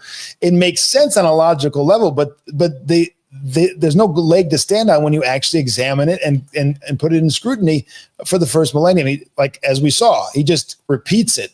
It's like a mantra, as opposed to Professor, Richard Price. He's actually saying, I've studied the sources. No, that's not the case. But who does that, and who has the courage to then act on it? And the train keeps rolling on. Yep. All right. Let me read this more clearly. Bliss Seeker. This is a Roman Catholic, I think. Can either Reader Paul or Father Peter Heers disprove the scriptural foundation of the papacy's divine guidance through Peter and John 21? I wanted to hit up Matthew 16:18, but you can talk about this one if you wanted to take that. You start in the meantime, and I'll bring it up here, and we'll Yeah. Go ahead. Is this a reference to St. Peter's faith not failing, the prayer for St. Peter's faith? So, yeah, I think so. After these things, Jesus showed himself to the disciples, etc. Yeah, so we're talking post-resurrection and him restoring Peter. They're seeing this in that light, whereas we see it as a restoration of a fallen apostle. They don't see it that way. Right. To bring it, I can put it on the screen. Yeah. Let's put it. Yeah, that would be great. Hang on a second. Yeah. So John 21 is, obviously. Even if you just read it, Father, that's fine. I can get it bigger here. Can you see it now on the screen? It's not there yet. I haven't put it there. Hang on 1 second. There we go. All right. So he's just saying that, Simon Peter, lovest thou me? Yes, Lord, I love thee. 3 times, feed my sheep, feed my lambs, then feed my sheep. That's it. Is there something else that he wants us to comment on? That's the main. Well, I think they see that as him being established as the divine, a divine establishment of him as the head of the church. But in fact, actually, one thing that I learned recently through my Orthodox study Bible, which is crazy that I didn't know this, but I'm sure you're aware of this, Father, about the 2 different words for do you love me? Yeah. Do you know that there's Yeah, I didn't know that. What a profound teaching. 4 kinds of love. But There's 4 kinds of love. The first 2 times Jesus asks St. Peter, do you love me? He's using the higher form of love. And St. Peter answers him back with the lower form of love. You know that I love you. And then the 3rd time, Jesus condescends to what Peter can offer. It says, do you love me? And uses the lower kind of love. And Peter says, you know that I love you. So he condescends to St. Peter's weakness. What a beautiful story that gets missed in this controversy. Well, let's actually bring up the interlinear or whatever we can get here quickly on the screen. The Greek version. I'd have to hang 1 second. The kini. Where's kini? There it is. So we'll go with the SPL. Okay, hang on. So, all right. So let's bring up the Greek. You guys can see it? You can see the Greek? Nothing's on my screen yet, but. Oh, no, that's not. There it is. Now it is. Okay. Yeah. Should be there. Come on, folks. Bring it. There. All right. So this is the Greek. Let's read the Greek. And I'll tell you exactly. I'll do a translation on the fly here. Simon. Yona agapasme. All right, so agapasme, agapi, lege, philose. I love you, but that's philo is the filial agapi. In other words, like a friendship. This is considered the love of God or the love that we see on the cross, the sacrificial love, and this is considered the love of neighbor, the love of a friend, right? So philose. And then he says, agapasme again. Are you seeing that on the screen? You can see where I'm putting it there, right? And then he said, ne kyrie sida soti philose, right? Pimeneta provatamu, my sheep. First time he said arnia, and then he says provata. Arnia is the little sheep, the lambs, and this is the sheep. I'm not sure. I don't go back to Saint Theophilus to see if that has some significance. I don't remember. But then the last time he says Simon Ioanna. This is Ioannou. That's not correct. I don't know why they have Ioannou. Ioanna philisme elipithio Petrus. He was sad. He was really sad. Why does he ask me a 3rd time? Philisme now. He doesn't say agapasme. Here he says philisme. Do you love me? And then he says, see this. Philose. So he always says philose, but the Lord, like you said, the 3rd time says philisme, which is filial, agape. And that's part of the reason that St. Peter was sad, because he, in front of everyone, had to get condescended to, and Jesus actually changed the word the 3rd time.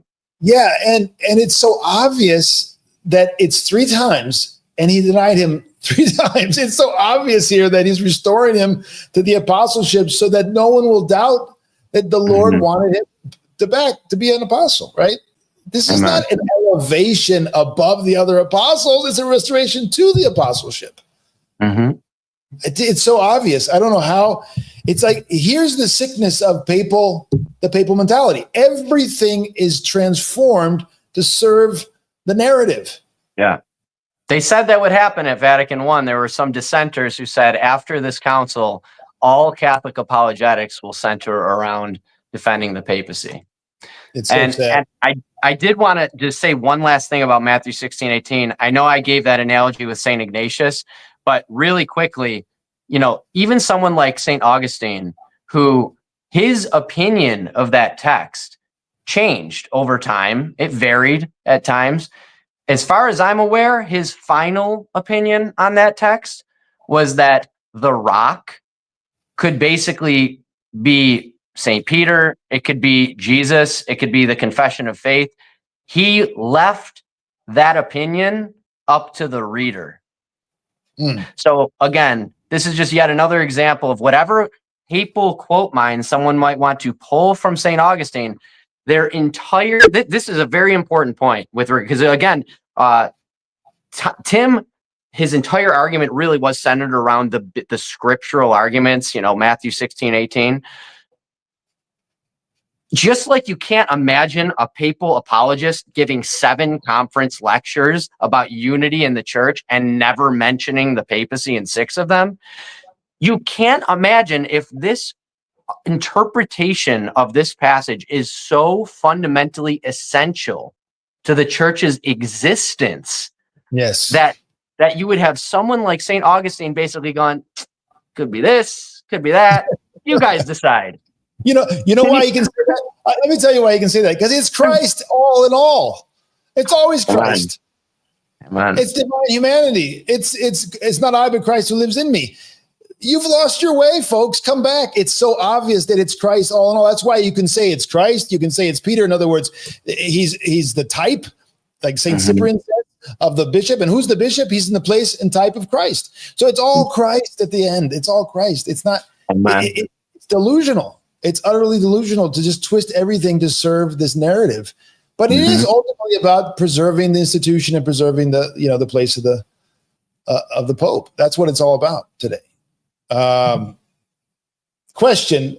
A woman told me her mother was Roman Catholic and that her mother was very pious and loved the Lord. I told the woman that your mother was pious in spite of Catholicism, not because of it. Was this a good approach? In spite of the heresies and the delusion and the lack of unity and all the rest, yeah. In spite of that hasn't helped her in inspiring her in her piety. In spite of heresy, heresy doesn't bring us closer to Christ. So yeah, I think that's not an incorrect thing to say. Is it a good approach? Is it a good approach pastorally? I don't know. It's a context. I don't know with the person. There is a very big temptation for Protestants too, to when they're presented with the reality of history and basically they understand they need to become Orthodox, but they haven't yet. A lot of them will cling to this idea, this terribly false idea that, well, maybe these things exist, these heresies and these different, Protestant groups, as a stepping stone to help people get to the fullness of truth. It's a self-justifying way to stay within it and to allow other people to basically stay in it. And to this person, this is this super chatter's point. Yes, no, that is the truth. Any good that comes from these things is by the grace of God, in spite of the fact that they're out of communion with the body of Christ. They're not in Christ. Yeah. So it's a very important thing to communicate because it becomes a temptation for people. Yep. This is Bliss Seeker again, the person who asked the question previously. Tim's strongest claims were always based in Scripture during this debate, but for some reason the scriptural root of all this was hardly addressed. Yeah, no, I'm happy to address it, but I think it's like Reader Paul just said. That's what they do. They take this one interpretation, which, by the way, there were multiple interpretations with regard to the question of on what is the church founded, right? On this, I found my church. St. John Chrysostom clearly says it's the faith in the divinity, so the divine humanity. That's a confession of the divine humanity. In other words, Christ is the foundation, and the divine human organism, which is the church, is founded on all of our collective, each one individually and all together, our confession of his divine humanity. That's the presupposition for us participating in the divine energies and us having salvation, communion with God, right? So if you don't have that, if you don't accept the revelation and then submit to Christ and then respond like the Mother of God with yes, you don't have any part in the salvation that Christ has brought. And so, yes, but there are other versions of, well, it's Peter, but Peter's a type, and it's Christ. So the idea that we're going to run to Scripture and we're going to this version of that interpretation of that scriptural passage is now going to build. We're going to build our whole edifice, our whole ecclesiology. Well, the church in time and space developed or dealt with these questions in councils by church fathers. You have to go there. The church, it's not one or the other, Scripture or the church fathers. One of my professors in Thessaloniki, Professor Theodore Zisi, is one of the most well-known and accepted patristic scholars of the last 50 years in Greece, wrote a number of texts, important texts, and is a confessor in many ways of the faith today. He said the patristic mind is that Scripture and the fathers, or the councils and fathers, are on the same footing. Like, you don't have that hierarchy in Orthodoxy. So we don't have that dichotomy because it's the same Holy Spirit that's inspiring them and guiding them. We have been, tweaked and warped by heretical Protestant, understanding of Scripture and church so much today that this sounds crazy to us to say this, right? So I think that it's not we don't have to go in the nitty-gritty of scriptural interpretation to show the utter baselessness of the narrative that they're pushing. If I can just add one thing to that, the important, clear, simple way to engage with the question of Matthew 16:18 is, again, I'm a simple man. I'm a college dropout. I'm a ditch digger. I need things broken down real simple. And again, if you have this interpretation, this particular understanding of that passage as the necessary foundation for the entire church, a non-negotiable that everyone allegedly understood as such, the foundation of the divine office of the institution of the papacy, how are there saints and fathers of the church who explicitly reject that understanding, that interpretation? That's just an incoherent, impossible reality. Are they that ignorant? Are they that stupid? Are they not trustworthy? If they don't understand that, why should we trust them on anything else? Maybe they've fallen away from the church because he said without the papacy, the church doesn't exist and the Christianity doesn't exist. And so if they don't get it, then maybe they weren't really participating in the church. Maybe they aren't saints. I mean, right? Doesn't that follow from his absolute, either ultra maintain Vatican I and Vatican II, or there is no church. Right. Well, so those saints who didn't get the basic scriptural point of just missed that one. They were out to lunch. Maybe they're not saints.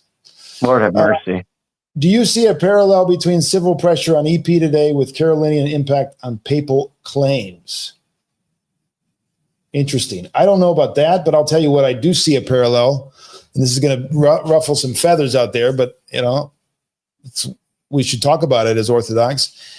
If you examine, great book, by the way, anybody wants to read, a phenomenal book, highly recommended. It's by Papadakis and Meyendorff. It's called The Christian East and the Rise of the Papacy. Have you read that, Reader? I have, yeah. Phenomenal book. Very important for me to understand what happened in the post-schism 12th, 11th, 12th, 13th centuries in the West. What happened, there was a major vacuum in terms of civil authority. The papacy fought against the corruption and the simony and all the rest in the West. They propped up the papacy beyond anything that had ever been in a goodwill effort to overcome all of this chaos, this decentralization. They propped up and they pushed a papacy, which basically tried to bring back into order the Western Europe in an authoritarian way, right?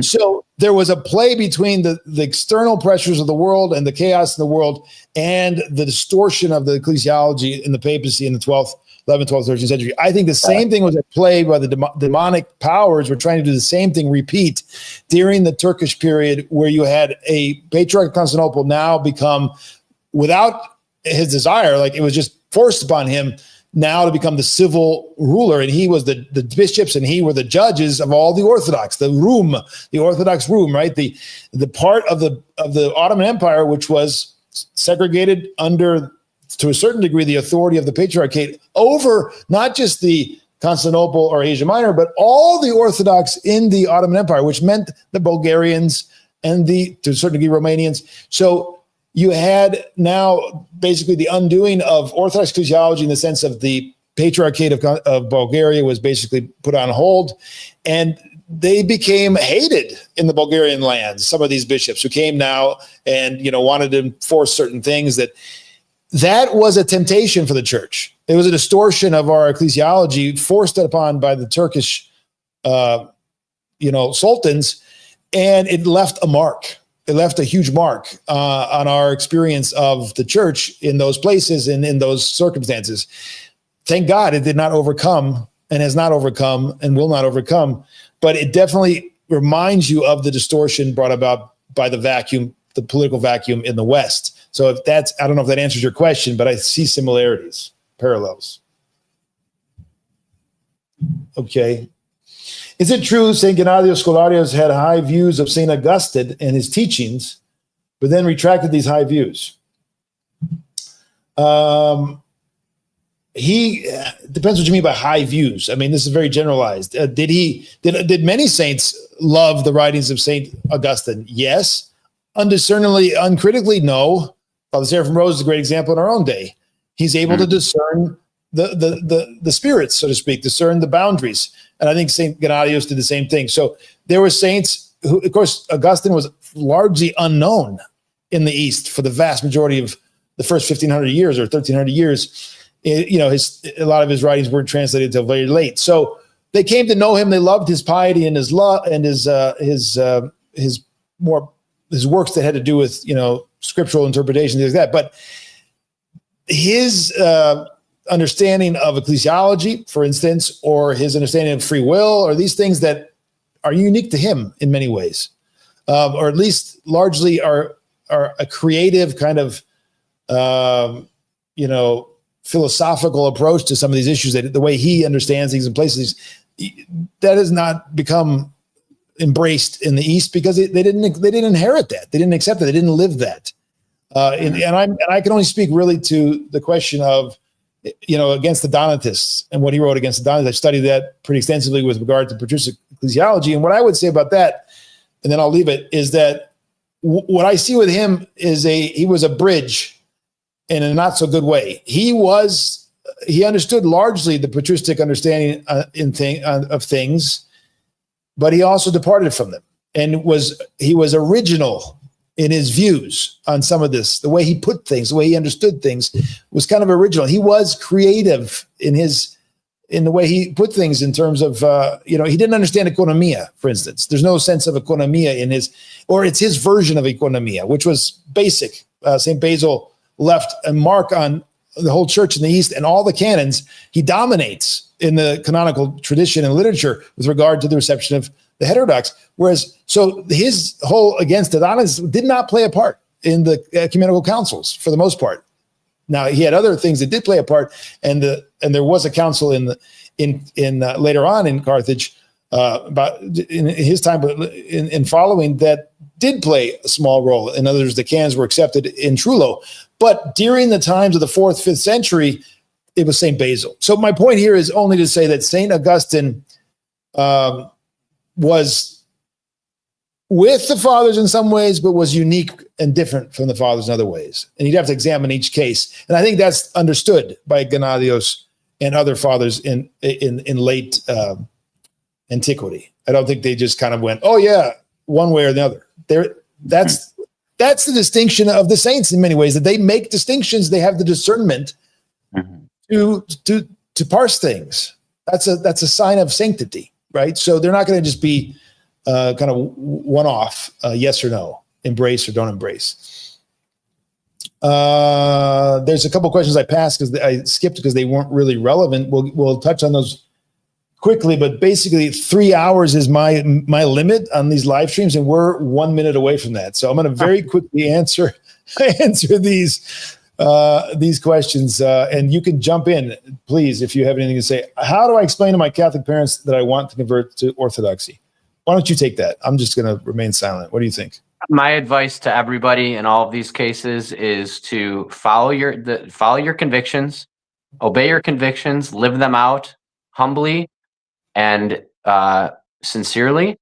And then when people ask questions about why you're doing the things that you're doing, give them answers as best as you know how, with grace and love and humility, and then leave them alone until they ask more questions. If it's going to be a source of tension, then unfortunately that's just a cross you're going to have to bear, and thank God for that cross, because that's an opportunity for your salvation.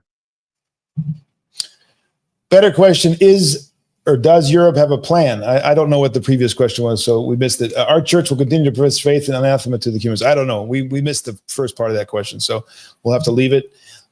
Wait, what is this about evolution? Is this tied into the Catholic Church as ordinary magisterium? I'll let you answer that. So it's, I believe it's universal ordinary magisterium, the teaching of that at that level, which binds the conscience of the faithful to be open to the compatibility of a qualified version of evolution with the Catholic faith. Okay. And wait, you think Catholics have no saint like St. Paisios? Absolutely. I believe they have no saint like St. Paisios. Have you read the life of St. Paisios? I challenge you to read the life of St. Paisios. Now, it depends what you mean, no saint like St. Paisios. Are we going to see similar phenomenon? Possibly. But there's nobody like St. Paisios outside the Orthodox Church, if you look at him and understand him. How is the personal number going in Greece? Is Greece the first country to establish such a digital system? Thank you, Father. That's a question for another live stream. We're at 3 hours. Come back in a week and I can address that, but it's too much of an involved question for me to deal with it right now. As far as I can see, unless I'm not seeing properly, we're done with the questions. I'm trying to see if I have anything else. Oh, this was also, thank you very much for the donation. I said cleave to antiquity mentioned because I like cleave to antiquity. It's an internet lingo thing. Okay, very good. All right. It's been a joy. I think we could answer them all. It's been a joy having you, Reader Paul. I'm glad we finally did it. We talked about this for a long, long time.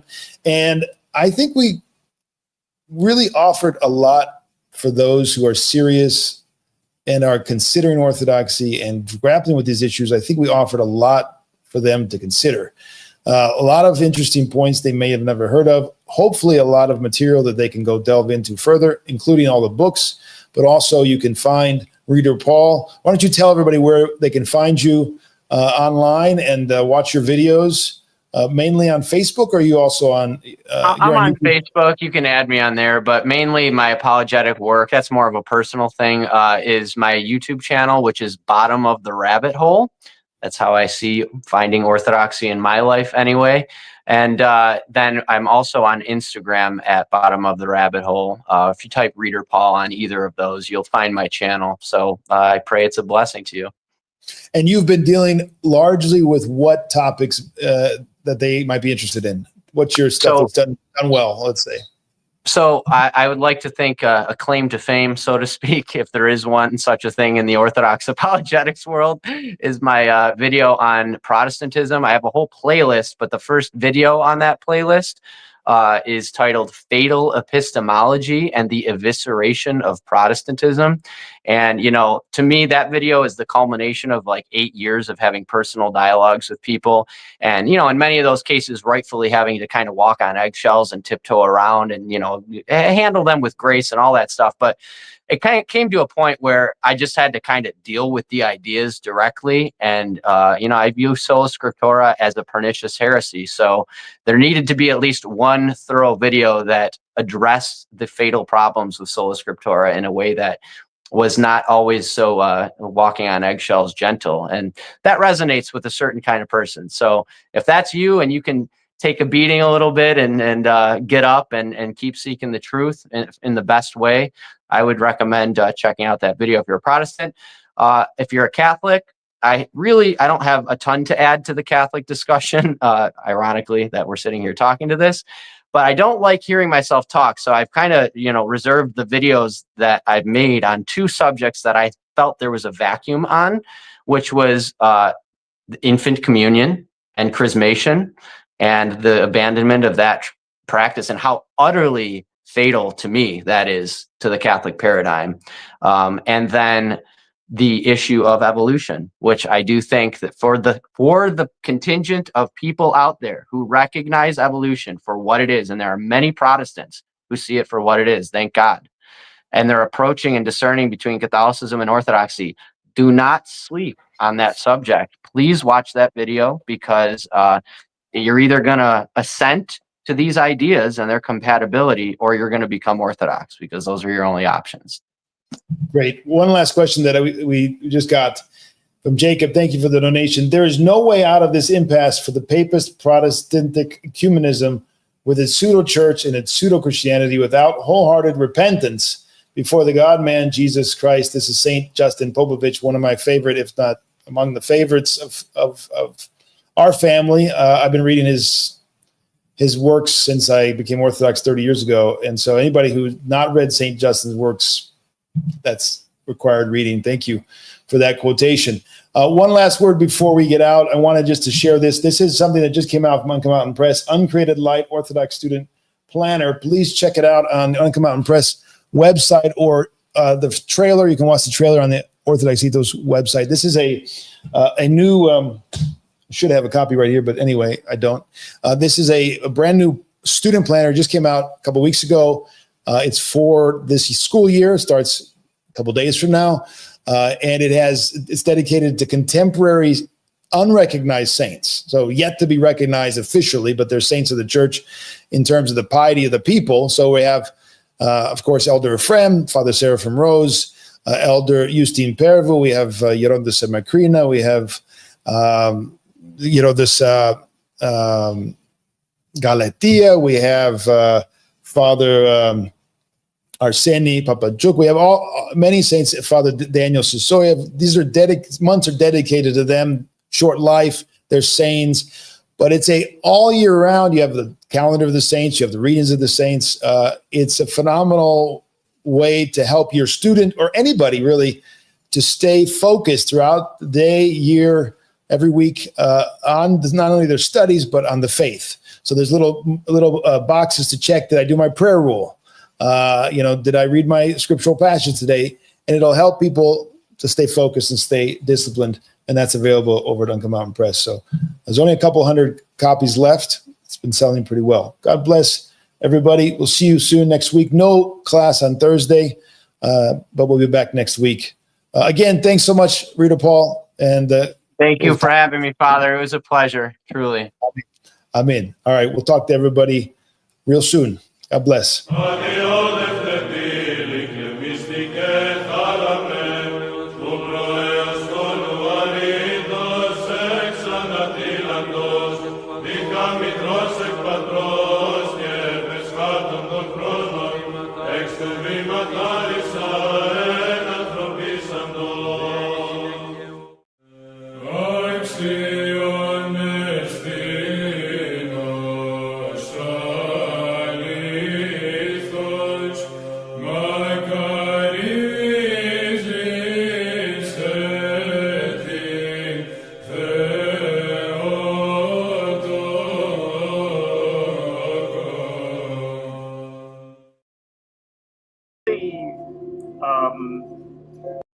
He asks, why did the bishops in Chalcedon feel they needed to judge Theodoret if Leo had already reinstated him?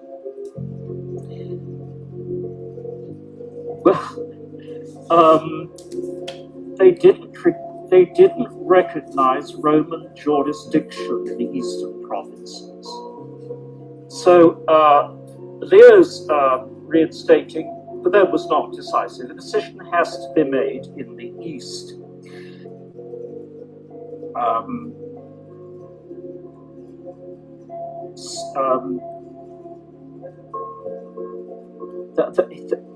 Theodoric's position of the council is a very interesting one.